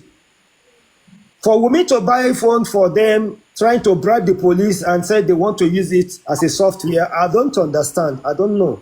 And then people still on that, they still go about believing Yomi. And Yomi, who has been a failed actor, is now going about that. I've traveled to UK 3 times, I've traveled to US, I've traveled to Canada promoting my movie. Which movie? When was the last time Yomi appeared in a movie? And people go about, people like Firefox and then one other guy that they said is living with in UK. Keep believing this guy, supporting him with all these lies. I think we have to use this platform to educate people. There are a lot of people that they get with 3 seconds. They want to know what is in 3 seconds. Like Escapade has rightly said, the full video is all out there. The full video of the 3 seconds is with Baba Mohbad. If it has anything, if it has changed the course of investigation, I believe the police will have used this as at now. The person that captured this video said it happened about 3-4 years ago, which has nothing to do with what happened on the day Mohbad died. So, sir, we have to keep this intelligent platform alive to educate the likes of Yomi and his supporters, the likes of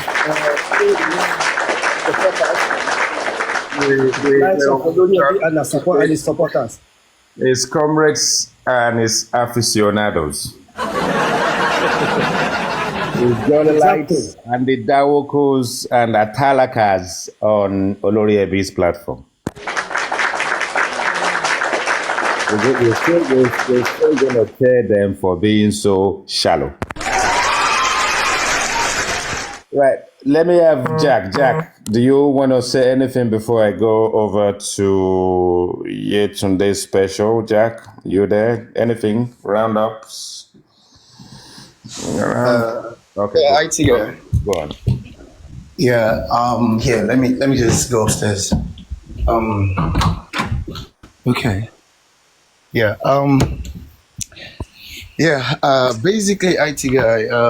What I'm just gonna be saying.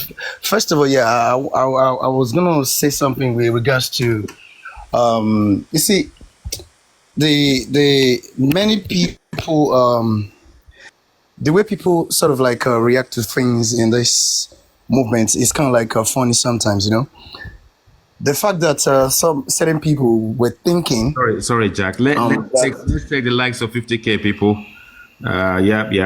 Let's do that. At least we should be able to do that if you're enjoying the show, and I'm sure you are. Thank you so much. Carry on, Jack. Okay, thank you. Yeah, the fact that people will think that Wunmi won't be able or shouldn't travel or should be stopped from being from traveling to wherever it is that she so desires is actually it's just funny. It's erroneous because nothing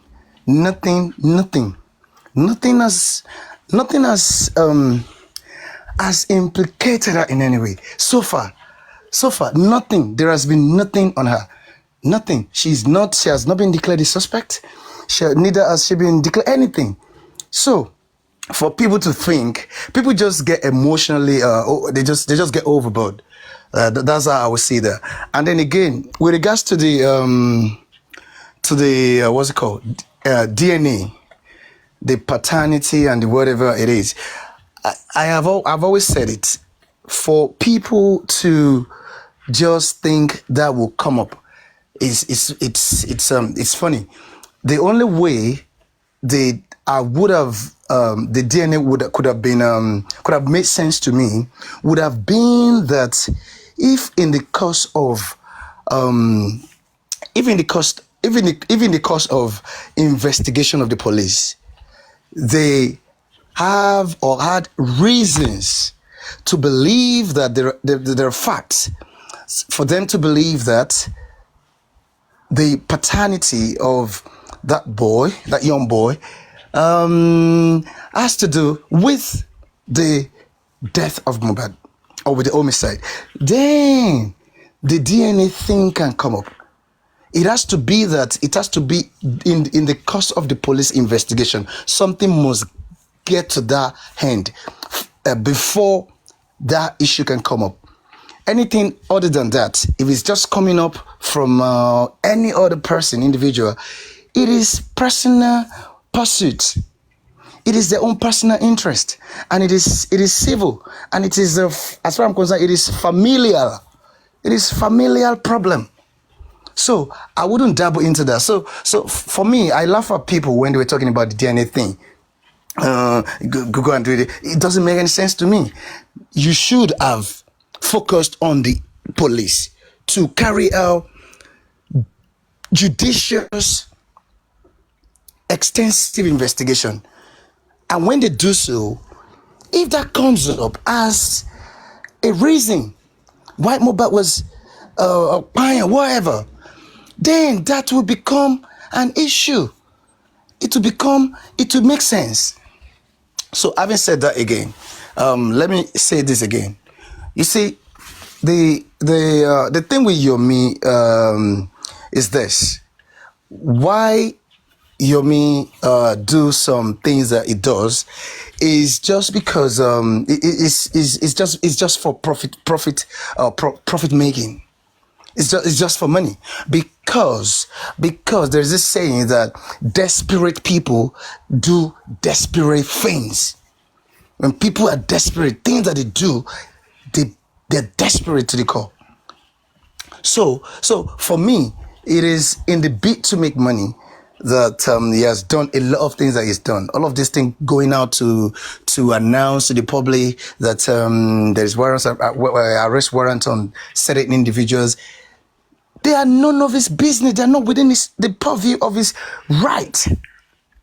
It's like you just want it's like an individual. You just want to put yourself up for destruction.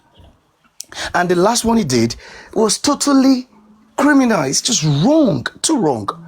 And each and every time, if you study Yomi's MO, his MO is usually the mode of operation is to look for something and present it to the people, something that will show that we're not working on something, and this thing we're working on now, so you need to fund me. You guys need to know Dawoko.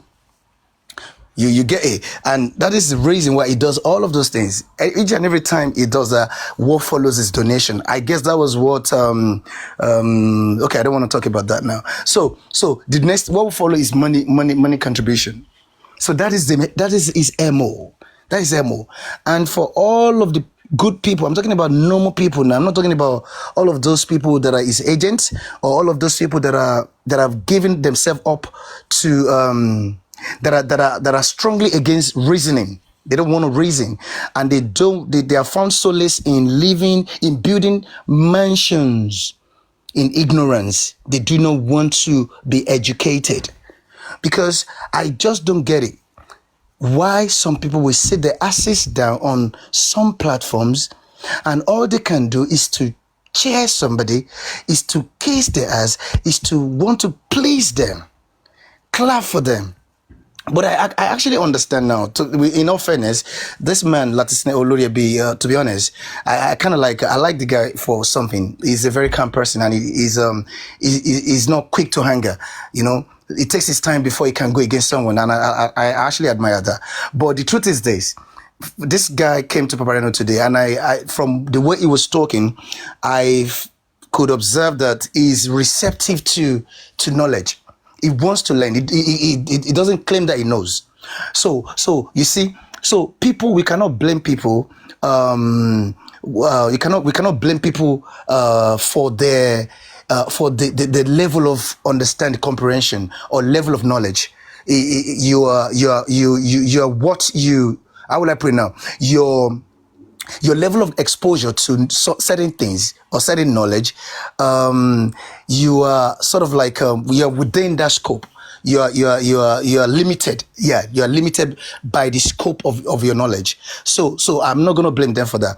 And the only person that I can blame for that is the predator, the one that knows that these people are intellectually not as strong as him, and he preys on that. He takes advantage of that and prey on them.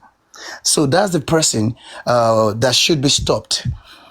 Because the people he's doing it to is actually because they don't know. But what is more worrisome, or what is worrying, is the fact that is some people among these people that we say they will sit on the platform, they are there to just do evil. They are there. They don't even want to give themselves up to truth. As a matter of fact, they hate truth. Because I stumbled onto this woman. Is it Moonjola or Moru? I can't remember. I can't call the name very well. Moonjola or something. Neimoli was there, and she was trying to educate these people on some things, and this girl was making sense. But you know what? Because the type of truth, the truth that this girl was spilling, it was it was too bitter for them to swallow. What they had to do was to drop this girl. And they dropped this girl, knowing that they dropped this girl. They were even still lying that it was network that dropped her. But you know what? After they said that, all of them went crazy on her. So the outburst alone just gave them up that indeed they actually dropped her, because they hated what she was talking about, the truth she was spilling. So you see, you have people who hate truth, and you have people who are just naturally, eternally evil in this movement. And you have the likes of, look, even Yomi Fabiyi is not smart. It's not like he's smart. But you know, the only thing is this: he's a corny guy, and this guy is a pathological liar. This guy has got he's got lies in his DNA. As a matter of fact, it's like a pile of lies. It's like a truckload of lies. So he knows how to sell these lies to certain people. He knows those people when he sees them. He knows his market segment, and that is why he carries his business to them. But the concern of people like us, like myself, is so that we don't allow these kind of elements who saw a lacuna and they came into this justice to take advantage of people who might still be useful to give him bad justice when the time comes. Because as far as I'm concerned, the position of this present administration, the government in Nigeria, this APC whatever government, there is no way Mohbad can get justice under these people. The real justice I'm talking about, because what they're doing, for as far as I'm concerned, that is no justice. But the real justice, maybe when another party or administration comes into they seize it fit. Can you hear me? Yeah. Can you hear me? You went off briefly. Okay. And they see it fit, yeah. And they see it fit to give Mohbad real justice, to do justice to the injustice of this present administration. Maybe at that point, the people, if we still have good people like this, well-meaning people who truly, genuinely are out not to just rope anybody in, or not to just nail anybody for that matter, because they've got hatred or they've got something against that individual, who truly want justice for Mohbad, so that there will still be people left to support such a government to get Mohbad justice. But by the time we allow people like this to sort of like financially drain people, emotionally drain them, and a lot of people fall out because people are falling out already. And if you allow everyone to fall out fully, then there will be nothing left. And when that time comes, if there are not even people to support or to champion that cause, then there could be a problem. So that is just the whole thing. And let me tell you something. After I asked Yomi question this morning, you know what happened? I went to he went to open his platform. It dropped. He went to open his platform. Then I went there later. With another account, and lo and behold, we only asked this guy questions. They were there, reasonable questions, and they were there. They could see it. They could hear his answers. But when I went to the comment section. What I was seeing there is, I was seeing Olori Buruku Nijak and Prai. Olori Buruku Nijak and Prai. He just kept typing that a lot. So I'm like, you see, it just shows that some people just choose not to want to do right. Some people just choose to be evil. Some people just choose to be blind to truth. And that is on that note, I will stop. All right. Thank you, Jack. Yesterday special. Let's have yesterday special. Thank you so much, Jack. That's a beautiful. Yeah, you guys, sir. Again, right. Good evening to you. Good evening, sir. Good evening. How are we doing? I'm fine. I'm okay, sir. Right. Jack has said most of everything I want to say, but I only have one thing to add to what he said, because I was on Yomi's live this morning, and I think Yomi came into this Justice for Mohbad when everybody was tired of donating, and I don't think it is fair to his enterprise. I'm using the word enterprise because na full-time job. He has not introduced any other business to us that he's doing, apart from being an actor and also Justice for Mohbad. So I don't think it is fair. I think it would have, it would have done little, but made more money with the stuff he did in Justice for Mohbad. And when Yoruba used to say something, for your money. You understand? When they're saying, I know it's not a Yoruba platform, so when people are saying everything with him boils down to money, I think he should find more than 2 or 3 times on his platform that will not talk about anything related to money, or will not talk about anything that is going to boil back to the fact that he needs more money. You understand? After the question and answer I did with Papariano this morning, I was not expecting him to go on his live and still start talking about things he wants to do with money is plenty. Money in the morning, money at night, money. If you go to Papariano's platform, there are 2 or 3 times in a week that you will be there that they will even mention about contributing a dime. On rare occasion, will you see them talking about contributing money? Other platforms too that I've been to, you will not see them talking about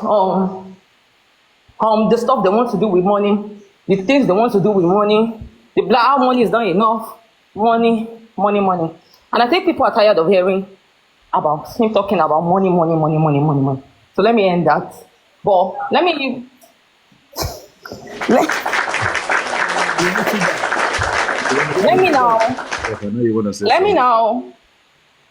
I'm not going to blame him, because the founding members of Justice for Mohbad, everything is money.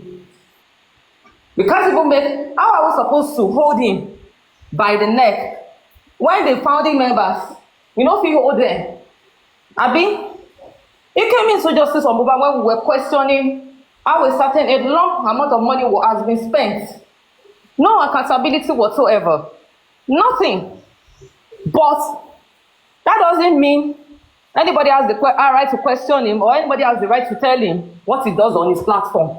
In as much as he's not going to anybody's platform, asking or soliciting for money from himself, I think at this point, we should say, Yomi owns his platform.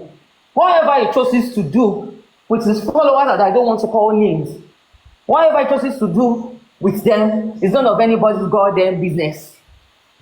Because that platform, that Yomi Fabingo is his own enterprise.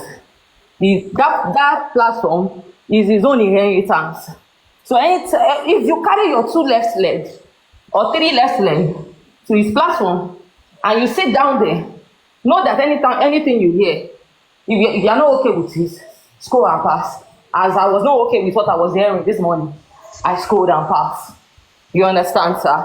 Yeah. I scrolled and passed. It is not my business.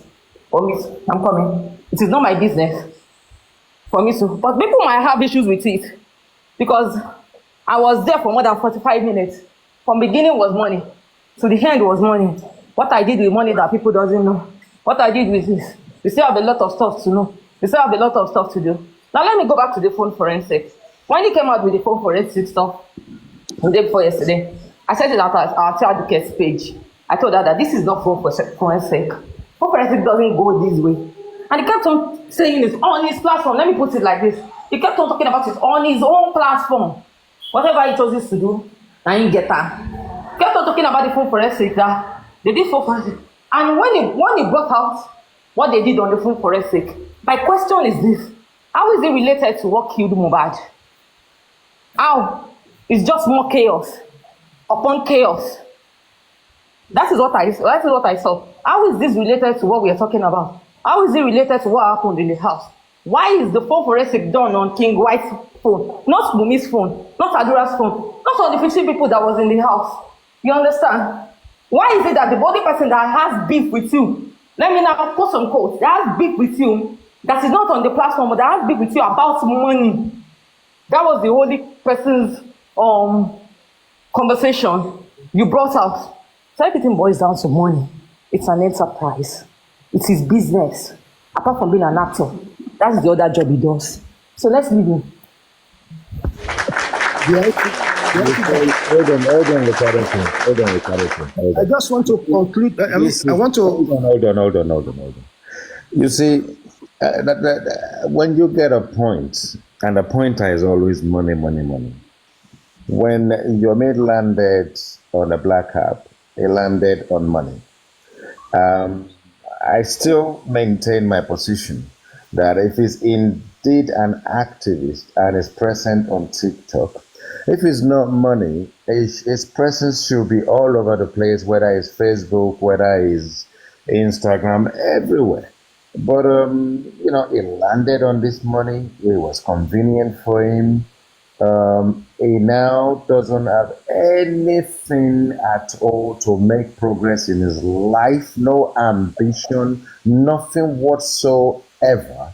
And then he has a foundation with no website, no information about his mission, about his visions, and all his attention is centered at justice for Mohbad. Now, if someone is going to spend a ridiculous number of hours in the course of the day going from platform to platform on this black app, whether he opens his platform or not, it is clear that this guy is idle.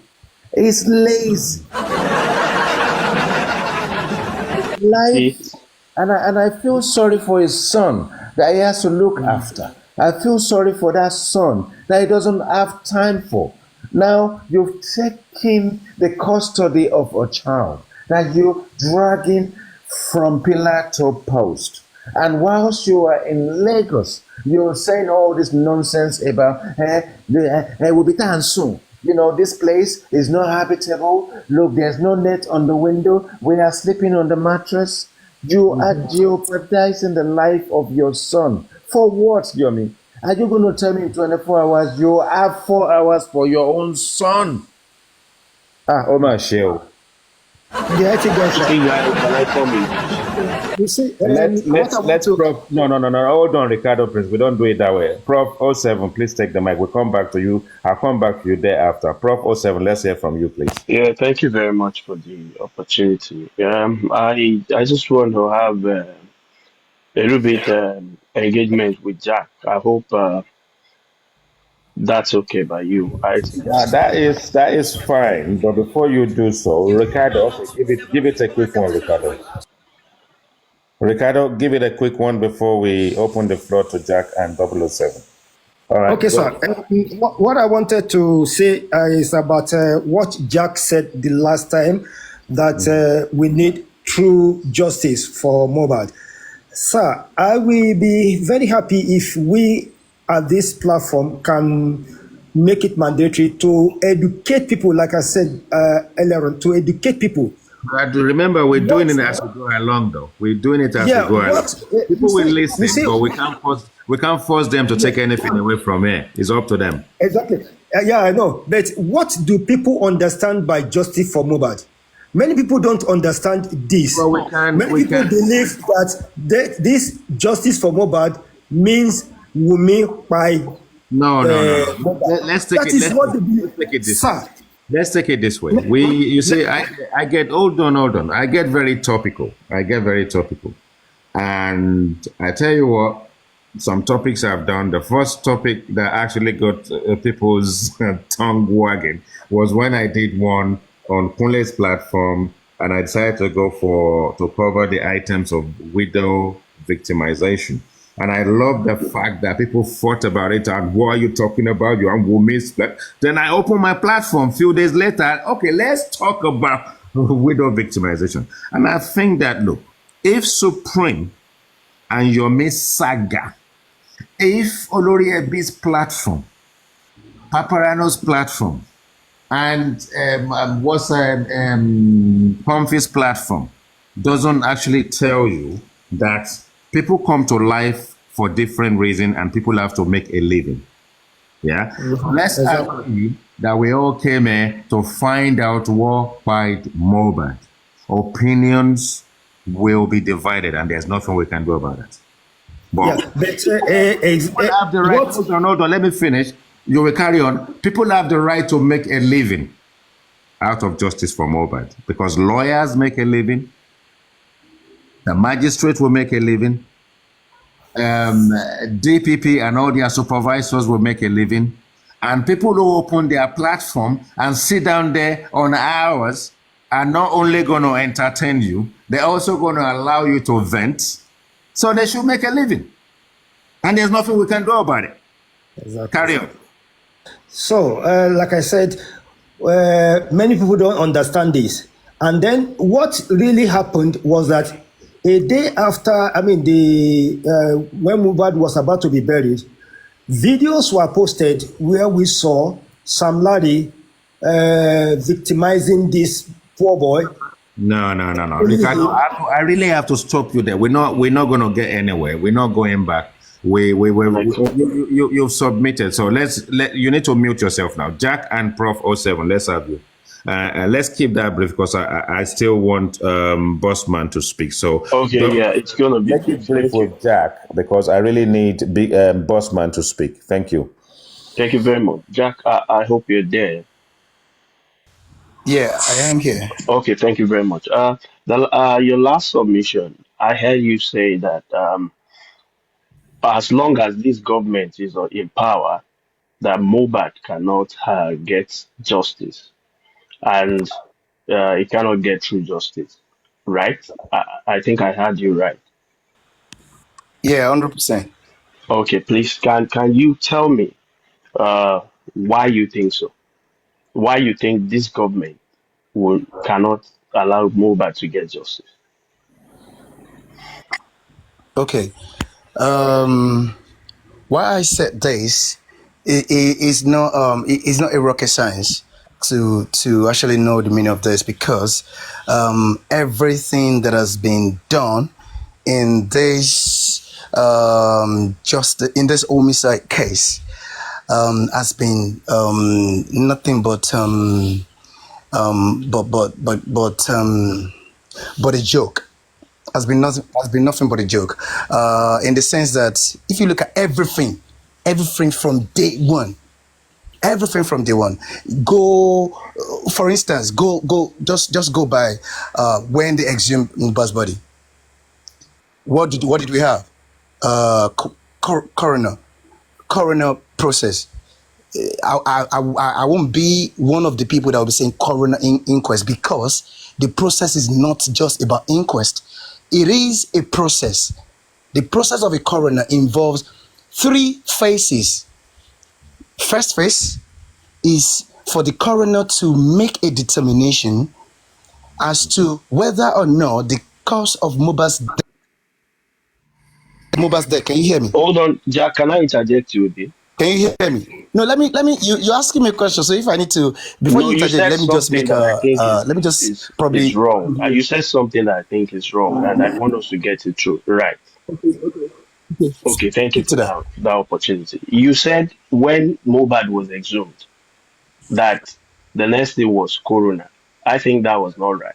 The first thing No, no, that no, no, was no, no, done. no, no. That's not why. Wait, don't get me wrong. I said let me talk about that one first because I don't want to buy time because IT guy said there's no time, so I don't want to go through the whatever. So why I want to say I want to show you, give you an example of me. The reason why I'm saying that it is clear that this present administration, government, they do not want to give this guy justice because they're trying to protect some individuals. So, and the reason why I'm telling you that, I'm trying to just use corona process because that will be clear to you now. And now I was talking about the phases. The first phase is that phase where the coroner has to make a determination, a pronouncement as to whether or not the cause of Mohbad's death was clear.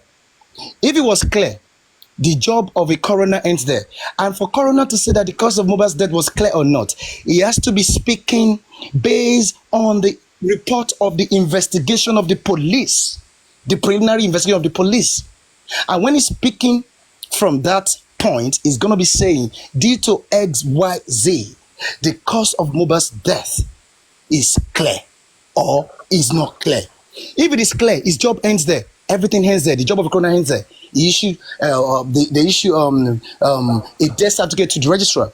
But if the cause of Mohbad's death is unclear, that will now necessitate the second phase, which is the phase to medically determine the cause of death by way of inquest and whatever you want to do there.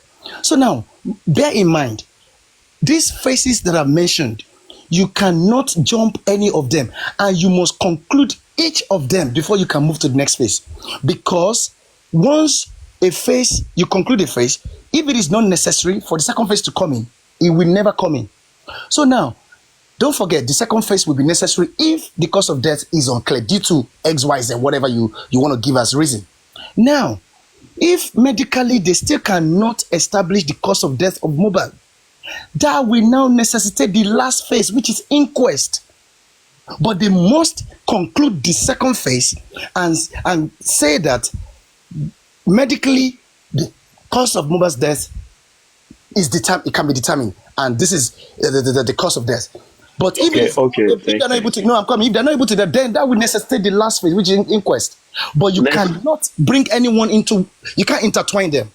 Okay, let's not flog it. I understand you. Now, let me tell you clearly that all these phases you have said, you have enumerated, was done by the government. Number one, the body was exhumed, investigation was carried out. The police give their report. I still have the police address of the public, the conference they did to state what they got from their investigation. After the investigation, some people were still not convinced with the investigation. They went ahead at that time. I want to ask you a question right there. Do you believe? Do you believe? Wait. Do you believe the report? Do you believe that investigation? Do you believe it? Do you believe it? Yes, 100%. I believe that. Okay, wait there. I have a question for you. Wait there. If you believe it, do you now believe? Do you now believe in that report where the police said that Mohbad sustained an injury from Ikorodu and he bled profusely all the way to Lekki, and not just only that, bleeding profusely means when you open tap. Excuse me, please, Jack. Hold on, please. Let's not listen to me. I understand you. First. In that report, there was nowhere police said that. There was nowhere police said that a nurse or a doctor. A nurse or a doctor made an attempt to stop the bleeding. Okay, they never said he stopped the bleeding. Now, but you said somebody bled profusely. All the way to the second day. You have to wait. Let me Please, make a can point. you Let me hold make my on? point. You have to wait. Hold on. You have to wait. You have to wait to the second day to wait for a nurse that is somewhere else in that country. Hold on, Jack. Jack, So if you believe that, then something is wrong somewhere. can I answer your question? Something is wrong somewhere. Can I answer your question? IT, please let me answer his question. Please. Hold on. Before you carry on, you see, something tells me at this point in time that you guys are saying the same thing. One thing I also need everybody listening to understand is actually that there are processes, and where there are processes, things may be done procedurally, but it might not be mandatory. And there may be a reason why things may not have gone in that chronological order that Jack described. But it appears to me as if the same thing, Jack, you described is similar to what Prof. 007 is saying. But if we then want to look at the, the preliminary reading that the police actually gave the public, if we want to dissect that, then we may need to be singling out just one specific item, which at this point in time, I don't think the inquest is even accommodating. I don't think the inquest was ever interested in the profuseness of the bleeding or whatever the case may be, because at the end of the day, the inquest is more interested in autopsy and toxicology. So, can I go ahead now? Yeah. So hopefully, thank you very much. You see, I'm happy Jack said what he said, and I want him to understand something. You just said clearly that the police said he bled profusely. I want to agree with you that the police said that and he bled profusely. But why did you take out the part where the police said the bleeding was contained? Why are you taking out that part? The police said, listen, hold on, please, hold on. Please hold on. Please, what's the meaning of contained? It means the bleeding was stopped. That's Who what stopped it means. it? Who stopped it? You have the right to ask the police to tell you that. The police said it was contained. So we're going to dialogue. Yeah, that's what I'm saying. The report, you cannot take a part of the report out and, discard the rest. The police said specifically, hold on, that this guy had an injury at the show and bled profusely, but the bleeding was contained. Now, do you agree with that statement that the police said that? A detailed investigation report has to say that the bleeding was contained by maybe Spendy or by a nurse or by a doctor that was invited to come and stop it. Because as far as I'm concerned, there is no way anybody mentioned, even the nurse that was invited, they never said the nurse made an attempt to stop the bleeding. Listen to me, Jack. Listen to me, Jack. The bleeding did not go on till the second day. This profusely did not go on to the second day. As you heard, listen. The people that were there with that guy said they put rub, they did. There are so many ways to stop bleeding. There are so many ways. So now listen, even if ordinarily applying pressure to where there is bleeding will stop the bleeding. Ordinarily. Applying pressure will stop bleeding. If somebody, if any injury that will cause somebody to bleed profusely, means that a vital that is a serious, that is not a surface wound. No, please. Everybody, even the doctors that attended to the wound, said that wound is a surface wound. Nothing, no arterial organ or no veins was ruptured. They all said that. Doctors have examined that wound. They said it was a surface wound. Even the word. And you believe that surface wound will cause somebody to bleed profusely? Can you look up the meaning of profusion now? Listen. Can you check it right now? That word that the police use is subjective. It is the word that was used by the person that was why I was asking you in the first instance that you believe the investigation was. All right, I'm telling you that I believe it, but you cannot hold on to something. Hold on. I'm using that to nullify everything that the government. Let's all mute. So the last testimony, if I'm correct, that we heard was given by the driver. And the driver I don't want anyone to unmute themselves yet. The driver did not corroborate any story or attest to the fact that there was any profuse bleeding. And I think that if there's anything that we can actually place our fingers on to do with profuse bleeding, then maybe the driver can inject something into it. And also let's try and understand the preliminary reports as well before people start putting items into the CTC. Someone would have actually described what they saw in terms of bleed. And if their description is then transcribed by the police as profusely, that will be that about that to a certain extent if they say to you that the bleeding was contained. I think the bleeding aspect of things will be an open wound is an open wound. It will bleed when you see children or running around getting upset and how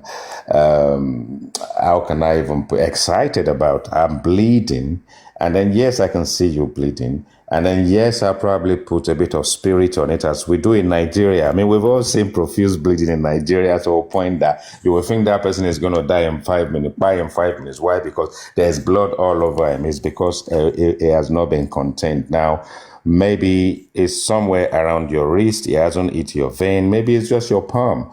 And they will say, turn it over. You turn it over. We're going to dress it now. Maybe we're going to put a bit of whatever, liquid, alcoholic, whatever, anything that can touch it and suppress and stop the bleeding.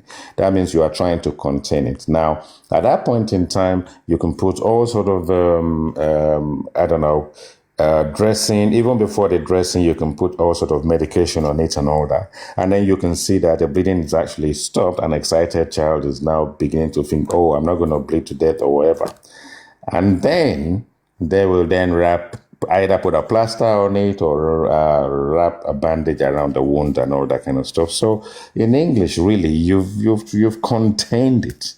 And if it is contained, and as everybody said, and when this whole thing was described during the CTC, it was a surface wound up to the depth of tiny little nothing to actually indicate that profuse bleeding was continuous, and there's nothing to indicate that it bled for 3 hours or it bled all the way through. But I believe that the driver who even said at the time Mohbad was having a fight with the wife, as he described it, maybe a couple tussle, and then maybe, even if the woman grabs your shirt and all that kind of stuff and is pulling it and is all your buttons are all over the place and all that kind of stuff. If you listen to what the driver said there, he actually almost described a normal guy that came out of the car, and he gave a piece of advice. He just went inside. You see, he did not say they carried him inside too. He did not say he fainted too. He went inside, and I turned to his madam and said, Madam, please take it easy on your husband, and then turned to the husband, please don't carry on this fracas or fight or whatever the case may be. And I think if he had actually bled from the point of incident, supposed incident, and he had bled for 2 hours plus driving, by the time he got out of the car, he would have fainted, and there would have been drama, and they would have lifted him in. So if there was any bleeding in any way whatsoever, I believe it would have been contained. Thank you. IT guy, just give me 1 minute, please. Can you just give me 1 minute to just speak quick? Hold on, before you do that. Any blood in the car? Yeah, the driver did attest that there was just a bit of blood somewhere on the carpet, and he cleared it. So yes, there will be blood somewhere, but if it indeed bled profusely where he was seated, there is a possibility there would have been a gallon of blood. I rest my case. Carry on, Jack.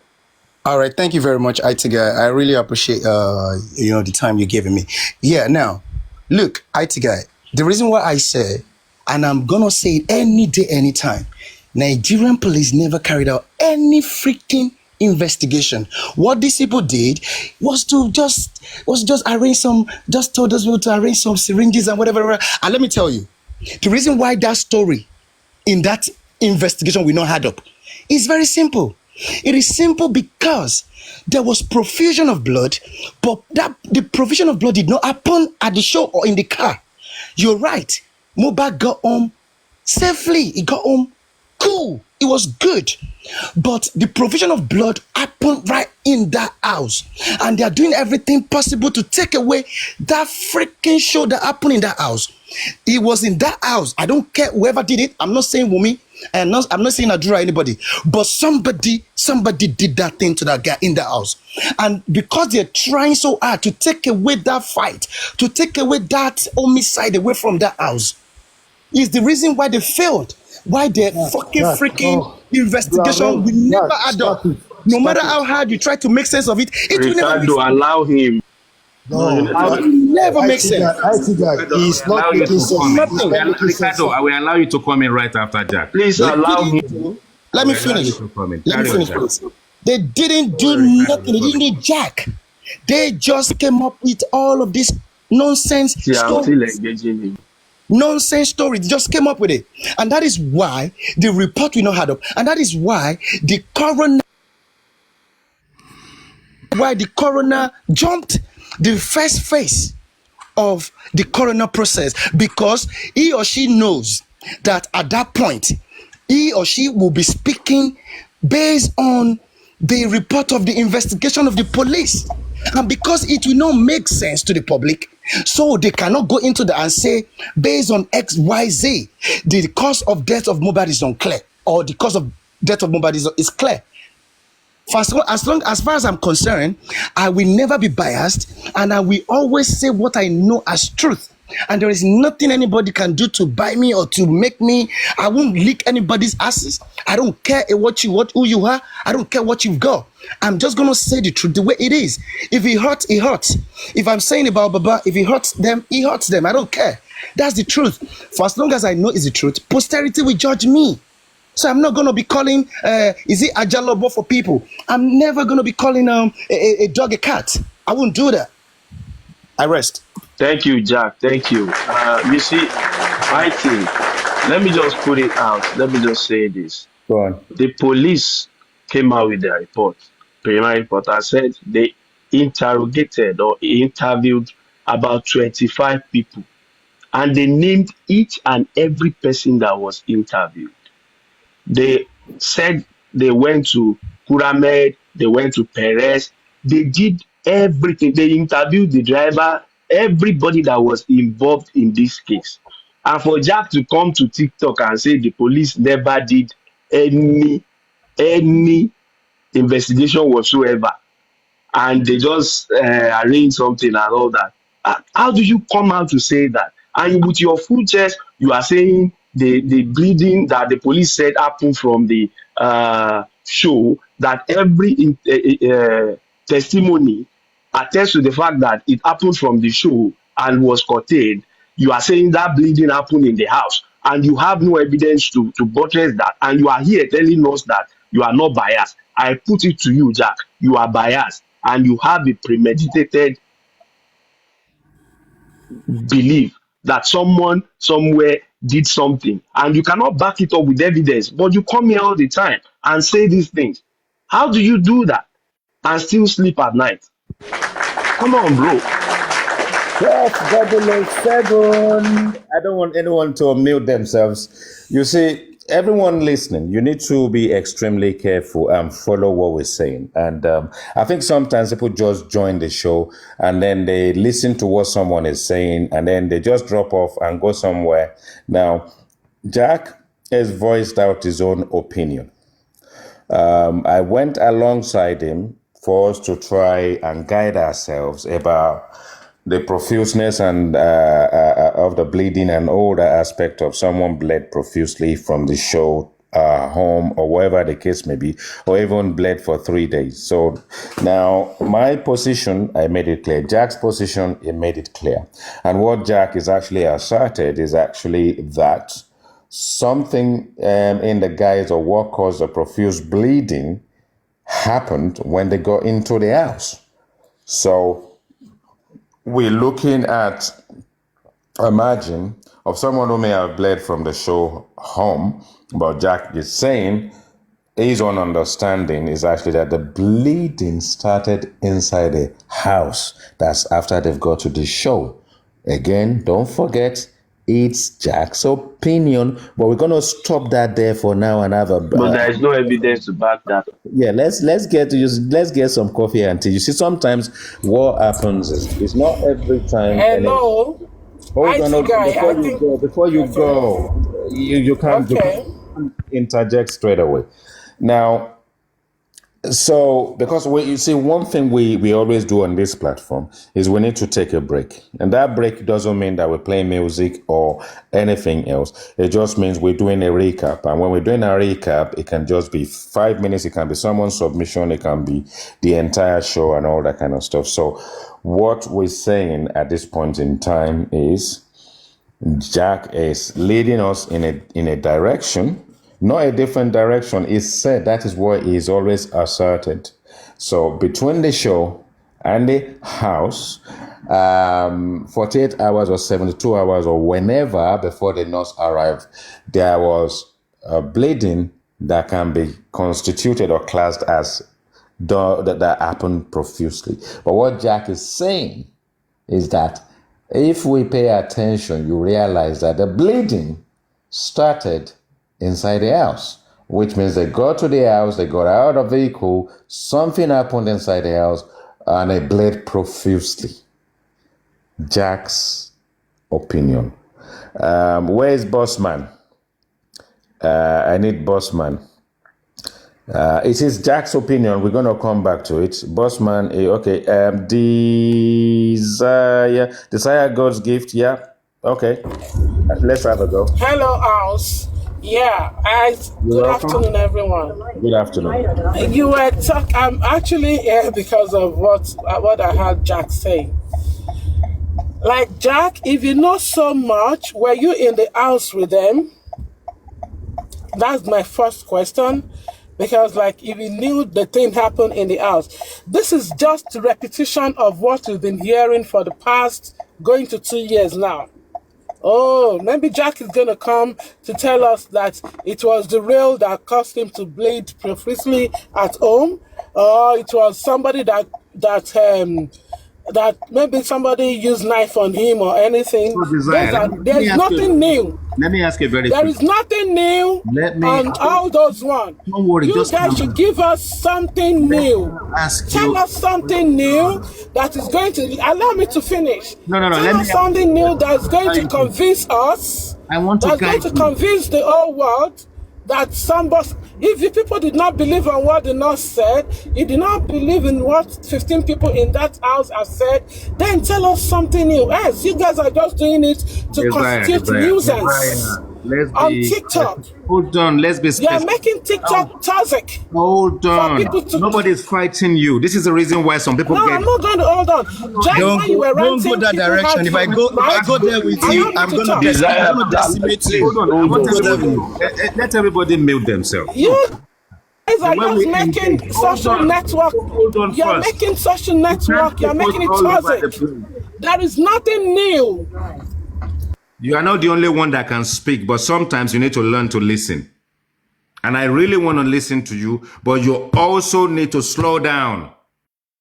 We don't come up, even if they say unmute yourself, doesn't mean you're just going to be ballistic and just lose it completely. Because I can do that too, and I don't want to do it. I really want you to speak, but you also need to listen to me.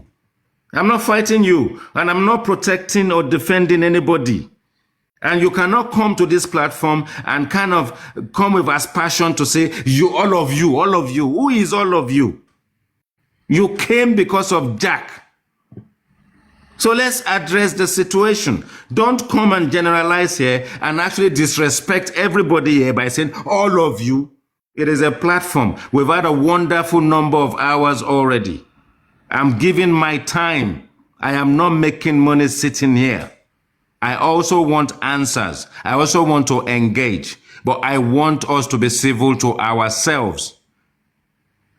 So, madam, can you unmute yourself and let me just ask you one question, then you can carry on. Desire, let's hear from you. Okay, now that you've unmuted. Yeah, thank you. My thing is, hello. I'm not done. Can you not hear me? Can you allow me to talk? Well, let me ask you a question so that you can carry on. Okay, go ahead. Now, do you believe in the police's statement that there was a profuse bleeding? Do you believe in that statement at all? See, when the policeman said profusely, what does profusely meant to him? The guy might not get the right English to use at that particular time, and that's what came to his mouth. Do you know what profuse? You know what profusely? Do you believe that Mohbad bleed at all? Mohbad did not bleed at all. I'm not there, at all. But because if he had died at home, he wouldn't allow. Wait now. Bleed at all. At all. I'm not saying at home. He did. Did he bleed at all? Yes, of course. Can you talk me through? Can you talk me through that? Let's talk about the bleeding first. Okay. If like we had, according to the story we had, that he hit his hand on the glass. Of course, if glass cut someone, what do you expect to come out? Water? Is it water that will come out? Somebody hits his hand and somebody gets caught by glass. Of course, it's not water that will come out of that body. So when the man said, we all had, like everybody in the house, they've already said their truth. And we keep coming to the TikTok saying, that is not true. That is not true. Like some of us, it's sickening. Like it doesn't really make sense. I was not there, you were not there. People that were there, they said their truth. They said the things that happened. The nurse came. Do you think the nurse will come to say things just to get herself into trouble? Does that make any sense to any human being? That the nurse will come to take a fault that doesn't belong to... Oh, what are we thinking? We need something new. There is nothing. No, we are not looking. If all the people coming to say they are looking for justice, there is no justice anywhere. People should stop deceiving people, coming to say different things that they've been saying. Okay, they said it was a knife. It was they broke his neck, and all these things. Even toxicology and autopsy said there was nothing like that, and we are still coming to say. We should say something new. We should do something new. We should forget that about what's it called? About Mohbad. There is nothing. People, we are just coming here to to tell stories, to engage ourselves. We should do something new. We should do educative things. All this one that Yomi is doing, going to collecting money saying that doing is it King White's phone that killed Mohbad? Was King White in that house? So we should do so. People should stop. We should stop engaging ourselves in things like this. When we say we are educated, we are elite, we should do something reasonable. Like, don't you get tired of all these things? For the past almost 2 years, saying the same thing. People are tired. I think it's only on TikTok that we talk. What do you want to tell us right now? That you people should get something better to do. Okay. And leave Mohbad case. Thank you so much. You've been wonderful. What a stupid woman. What a fucked up woman. I mean, if you want to come up and say that, you could have said that in the comment section. If you don't like his hair, block the IT guy so that when he's live, you don't see him again. So that when people are minding their business, is this how people kind of do people get accolade for being so shallow, for being so stupid and so useless? You are useless to a cause. You came on someone's platform, you got on comment section, you went upstairs, and then you knock on the door, they say, what do you want? You say you want to come and fight. Fight for what? You are not fighting for any cause. You are just full of shit. Why? We should stop talking about justice for Mohbad. Mama, we will talk about justice for Mohbad even 2 years after we get justice. out for yourself, sir. And there's nothing you can do about it. Yeah, that's a beautiful distraction. But I hope she takes that with her. I mean, oh, she's coming back again. That means you are out jobless. You are jobless. Go. I didn't realize it was you. Now I need to block your ass. You better disappear now before I block you. Olori Buruku Ashiri. Oni coin coin. Who send in your loan and who send you markets? Moderators, if you can find her, block her ass. Block her ass. We are just that is our business. That's our business. We are touching our cruise here. We haven't asked you anything. You need to get a life, open your own platform, and I'm glad that I've been able to block your ass. Get a life, bomb your ass flat, and don't come back. Everyone who have been having a useful dialogue here. Yes, so Jack is the man of the moment again. Jack is dropped it and he said, yes, he bled profusely, but it was after he got into the house. So let's go. Anybody? Let's go. The IT guy, sir. Yes. Okay, I'll go later. Like Jack, like you said, if you, like my question is, the two autopsies, do you believe the results that were presented? Jack, are you there? Yeah, I'm here. Yeah, I'm asking you, the autopsies that were done on Mobad, do you believe the results? Do you accept the results? If I believe that results and the Do you results accept of them? wait, both the result of the government and the Baba Mobats, if I believe them, then I'll be a fool. Oh, oof. And that being said, wait. I've got my reasons. Are you aware recently what what's it called? Is it the toxicologist of the Baba Moba, whatever? Are you aware that the person stated clearly that it smells some kind of chemical when don't go there. You see, that is the problem. Ricardo, hold on.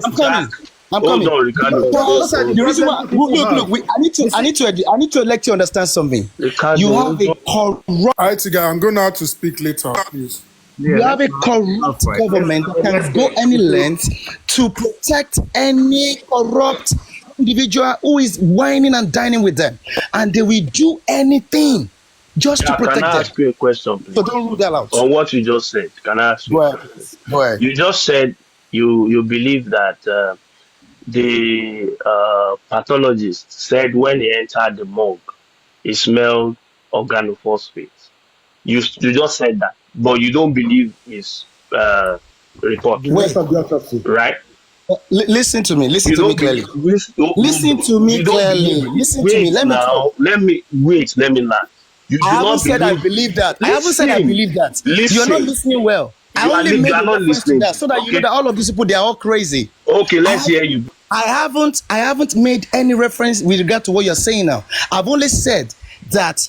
Are you two aware that somebody says so made it so comment showing that you see all of this? Let me tell you, all of these irregularities. Now you are all of these irregularities, all of these disparities. They tell you that there's a problem somewhere. Now listen to me. Do you know what organophosphate means? Don't be asking me that because I was there on Paparan when we analyzed this. So don't tell me that. Organophosphate is a pest control chemical. And when somebody said you entered the morgue and smelled a pest control chemical, what does that mean to you? It means the place was fumigated. The morgue was fumigated. So what does that mean? Hello. Look, Mobad body is not the only body in that I am not a medical person. Wait. I'm not a medical person. I'm just telling you what happened. I am not a medical just person. telling you exactly what happened. But what we found out when we went into the meaning research about organophosphate or whatever they call it, It was different from what you're saying. It is Go back. You have some kind of Google. chemical that Please, should not be that found. Google That should not Google be is your found friend. in. That Google should is not your be friend. found in human Organophosphate system. means pesticide. Okay. Google is your friend. Now we're gonna slow down. Let's slow down again. Let everybody mute themselves. Let everybody mute. I've actually, hold on, Ricardo. So I've actually got involved in a similar conversation.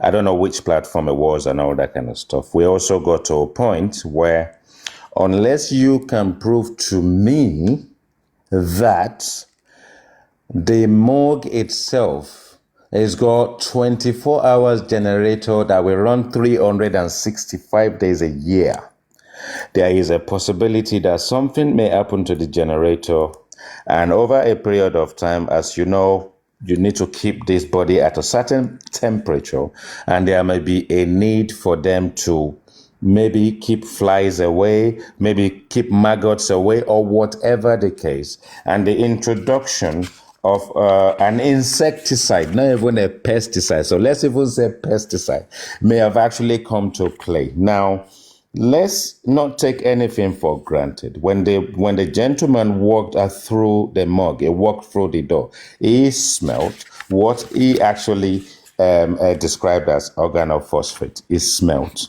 Now, if it does, I'm sure in a morgue there will be trays all over the place with different bodies in it. And we need to be extremely careful not to focus on a subject that we're not going to get to the bottom of it. Yes, it's mentioned, just like the same thing profusely.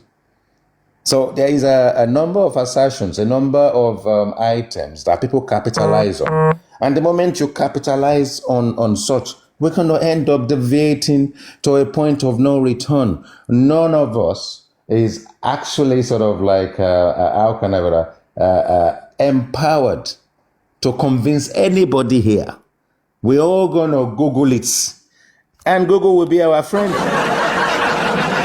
So, what is the point of trying to explain profusely to someone and explain what is the containment? And then when you want to go down all this insecticide, and I will say to you, if you can tell me 100% and show me a proof and a record that place, electricity was there 365 days a year, and even the generator doesn't break down, and there isn't a reason for them to open the doors, and there won't be a reason for them to use, even if it's insecticide, because all manners of anything that comes into the place pollutes the place. And if you then shut all the nonsensical pests with a dead body in there, we're going to have problems. So until the inquest decide to do an investigation, okay, this thing is in this CTC, and then even before closure, and then a lawyer decides that, oh, we need to investigate this organophosphate, and they go to the morgue and they say, yes, we do use something similar to that once in a while. Come on, let's be intelligent. Let's not fight about all this profusely. We can talk about something more beautiful than that. Let's have another go, please. Now, I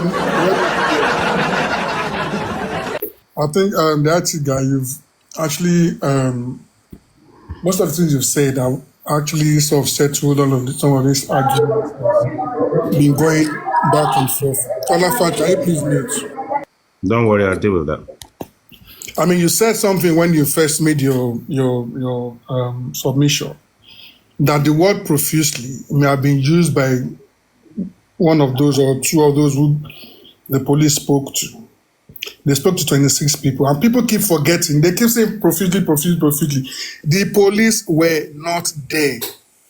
Their preliminary report is based on what they were told. So let's all this noise about profusely and then making that a big issue. I still don't understand it.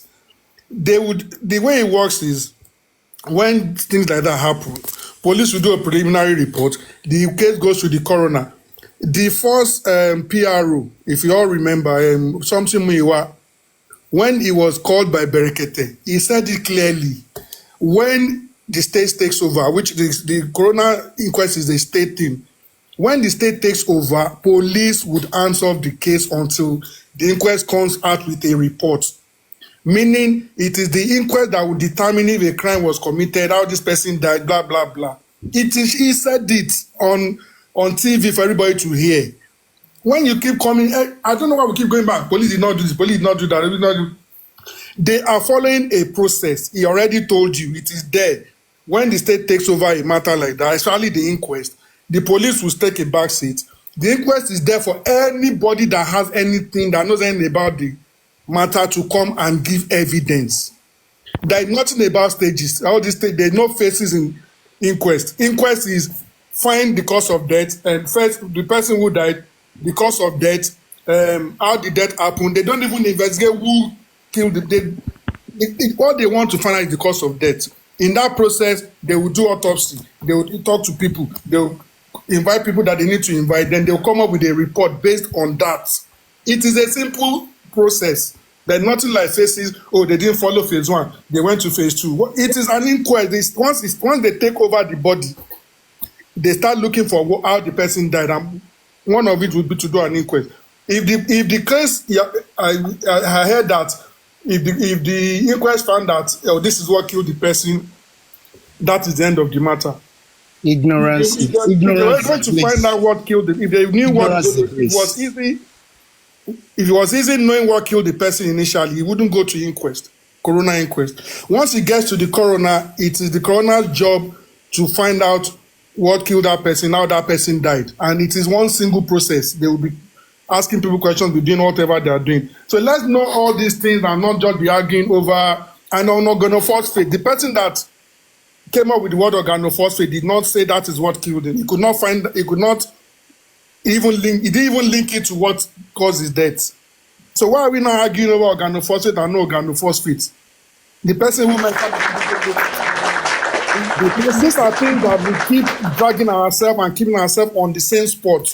Let's be free. We are too uptight. Let's relax. Let's hear from Otumba. Otumba. The IT guy. And again, it is only this justice for Mohbad that people are condemning the police, because they have not arrested the person they want. No. Yeah, it is. Our police are doing their job 100%. Nobody should condemn them. Said, and I quote, "Police is our friend." Yeah.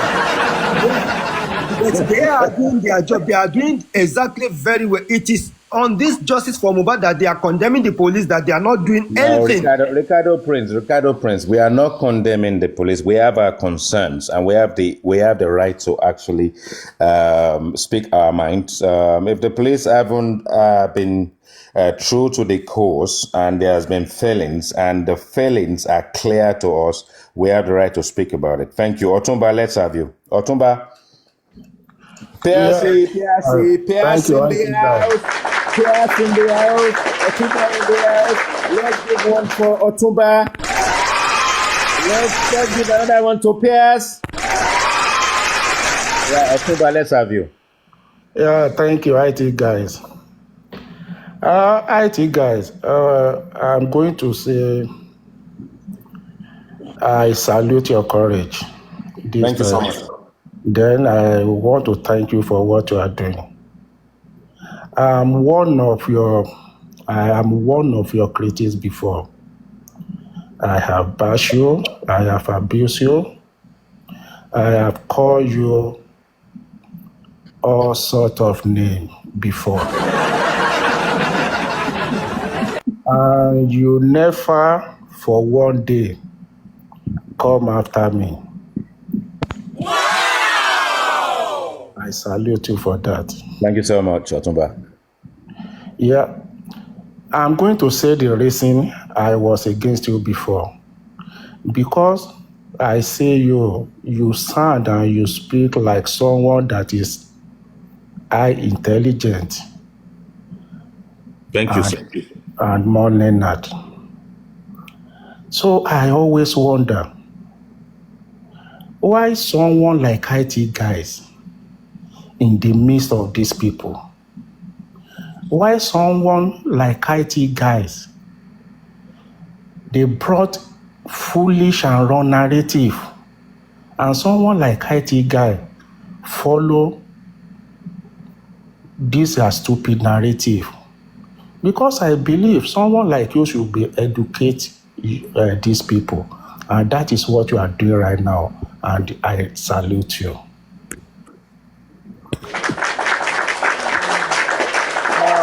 Thank you. You made my day. You just make me feel so bombastic.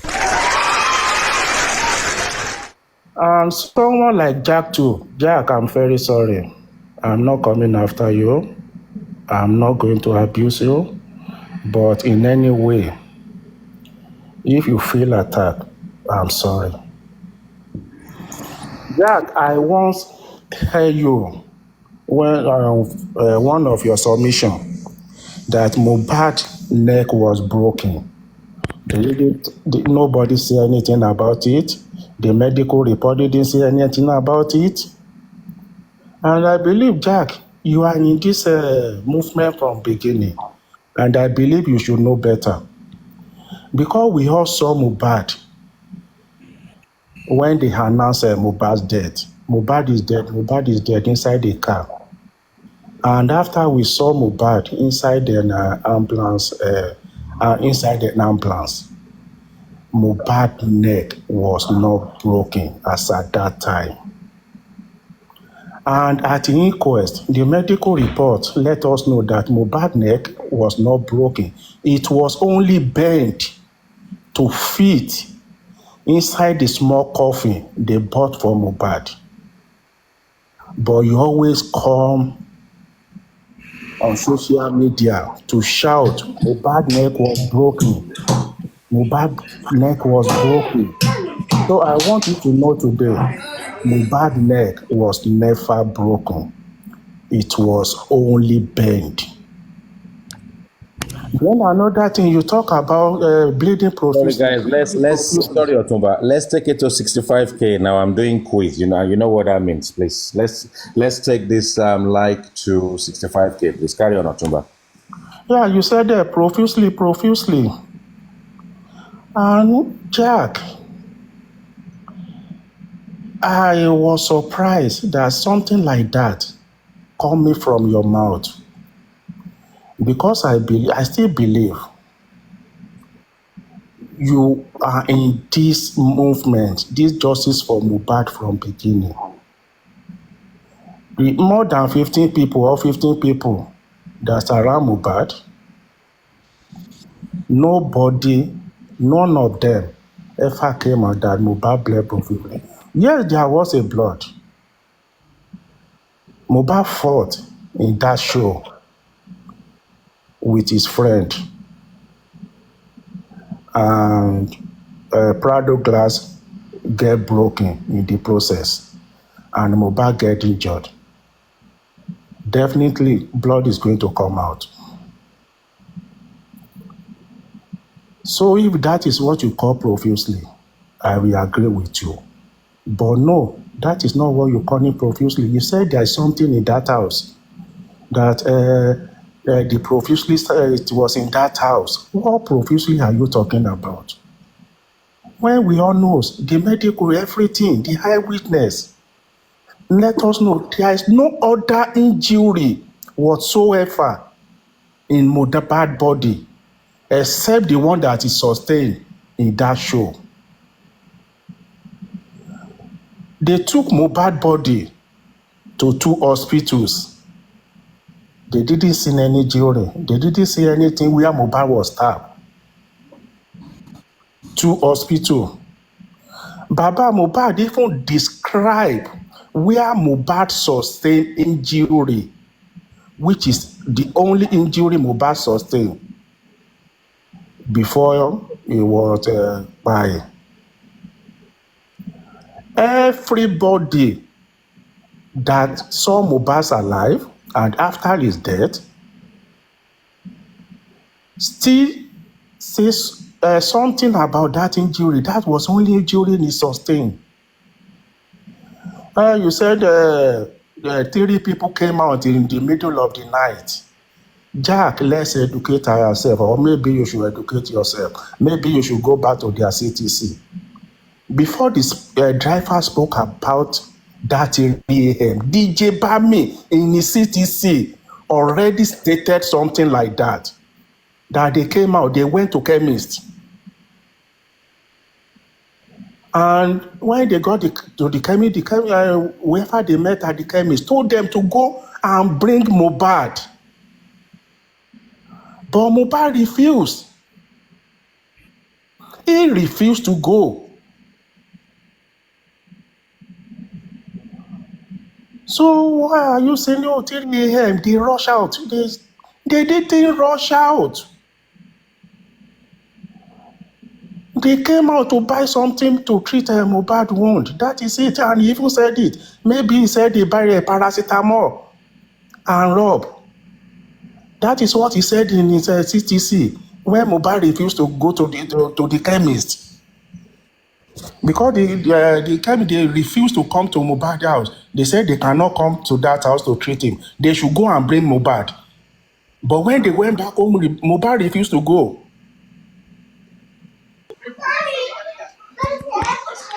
So when someone like this Jad, maybe they didn't read the CTC, or they just want to push the first narrative they built from beginning to keep pushing this narrative out. It's almost 2 years. And someone like that can still come out, still claiming about profusely. At this stage, almost 2 years. The only one you guys just want to nail. There is no evidence whatsoever against her that she killed her husband. You said until Mohbad gets true justice. Jack, what do you call true justice? What is true justice means to you? When the nurse that injected Mohbad, and she described how Mohbad reacted when he injected Mohbad, came out, I am the one, I injected this guy, and this guy reacted to my injection. So what is other true justice you are looking for? Because you keep shouting, true justice, true justice. What is your true justice? I don't know. The people in that house, the 50 people, or maybe like 3 or 4, they already came to inquest. They said the same thing that's happened to Mohbad. Still, somebody like Jack, they still don't believe those guys. So who are you going to believe? You want to believe me or somebody that wasn't there? Let me interject you a bit. Thanks Okay, for Jack. I mean, there's no two ways that you haven't heard about. I need to be explicit about Yomi Fabiyi and Supreme Iron Ladies fracker. I'm sure you would have actually picked a few of it up. But I'm not going to put you on the line, but I will ask you a question. So if the commotion between Aries and Yomi Fabiyi, now let's say it gives us the opportunity, and we have now cornered what's his name, King White, and we've cornered Adura. And they believe that Adura and King White, between them, will give us justice. What do you think about that nonsense? I think, honestly, Aries and Yomi, they are same of the same feather that flows together. Aries and Yomi, they are in the same category. Aries, she wants Wunmi at all costs. Yomi wants money. Yomi came to this justice for money. It is clear from beginning. From beginning, when they sent Yomi to Kuramed Hospital, and he has on a live show that He only have only one cloth. They should buy cloth for him. You should know. We all should supposed to know at that time. This guy is only for justice for Mohbad because of money. Everything about Yomi is money, money, money. Donation. That is what it came for. And Aries want to use Yomi for her own agenda. Not because she loves Yomi or she likes Yomi. No, she only want to use him for her own agenda. Aries ready to use anybody, even her own enemy, for her own agenda. What is the agenda? Her only agenda is not for justice. It's not justice. What she wants is just to come for Wunmi. That is it. So, and I don't blame them. I will only blame just one person, honestly, in this whole drama. And that person is my person. I don't want to name the person. Nah, you're not being fair now, Otumba. Come on. I would really like for you to just, because on this platform, trust me, we name names. So help us. I know. But the genesis of this thing is one of us. Honestly, if I say one of us, one of still with me, cause all these things. Honestly. And that is why I love Team Wunmi. Yeah, but when you see that your way is not their way, they kick you out. They don't want to know who you are. They kick you out, they bash you out completely,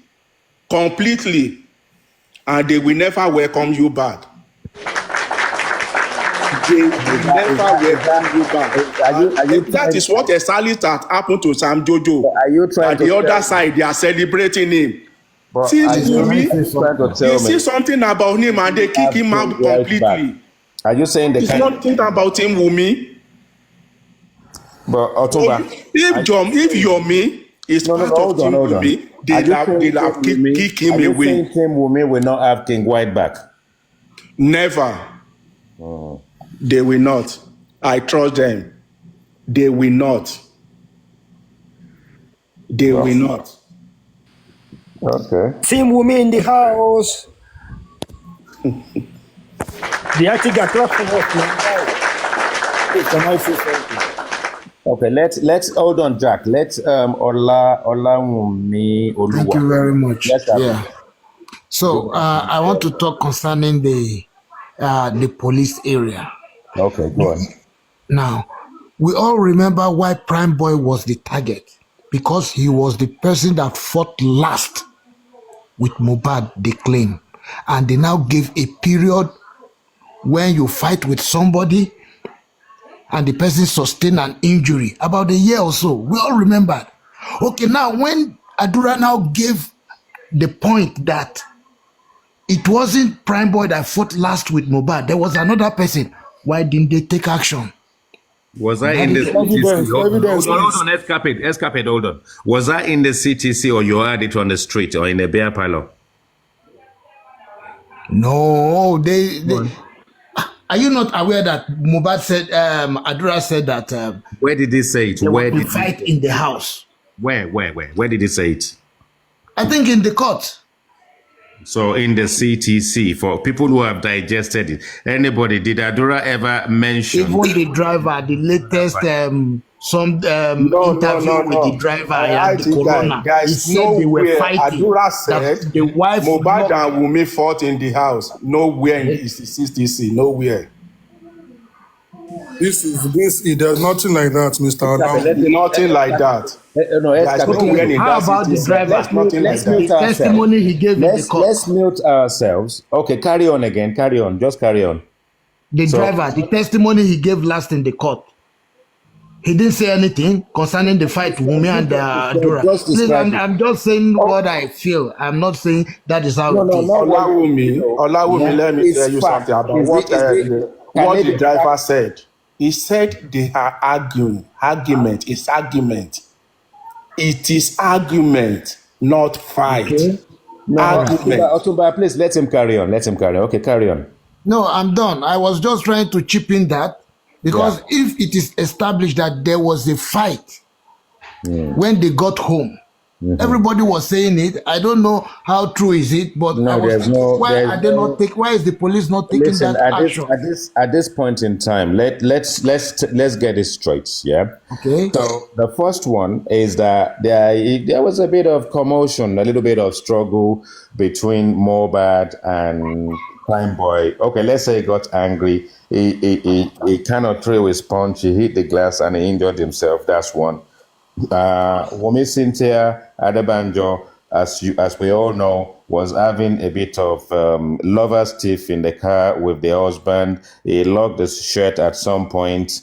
There wasn't anything major other than screaming, shouting. You know, women sometimes when they get, they're trying to get their ways and all that kind of stuff and get overly excited. And even when they got out of the vehicle, the last entry into the CTC, the driver described it no more than the usual stuff you expect between a boyfriend and a girlfriend or husband and wife.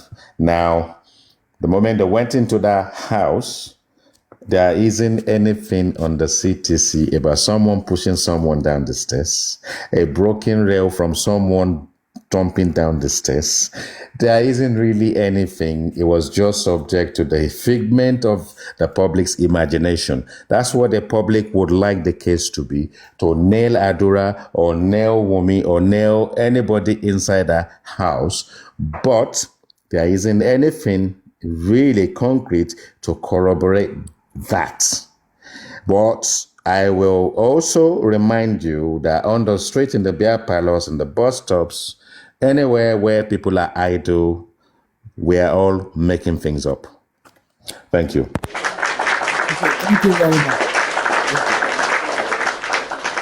Okay, well, I think this is where we're going to wind down because I need to go out anyway. I need to go and jamboree. Can I quickly make my submission before you leave, please? All right, that's good. Okay, let's try and be conscious of the time. Let's just give it another maybe 10, 15 minutes. Let's see what we can do there. Okay, go on. Okay, yeah. You see, IT guy, there is no 8 here. You see, people always love to hear what they want to hear. When you're saying things they want to hear, they're happy, they're okay with that. But the moment you say things that they don't want to hear, then they go crazy. So now, there's the thing. I am a kind of man that I make use of my brain, my head. My head is not redundant. I don't allow others to help me use my head. So having said this, I'm gonna say this straight. The police, somebody said, the police, they were told. It's because they were told, the story they were being told, they went according to the story, and that's why they said, he blamed professor and stuff like that. Now, in any functional society, where you have functional policing system, what you have is, in the case of the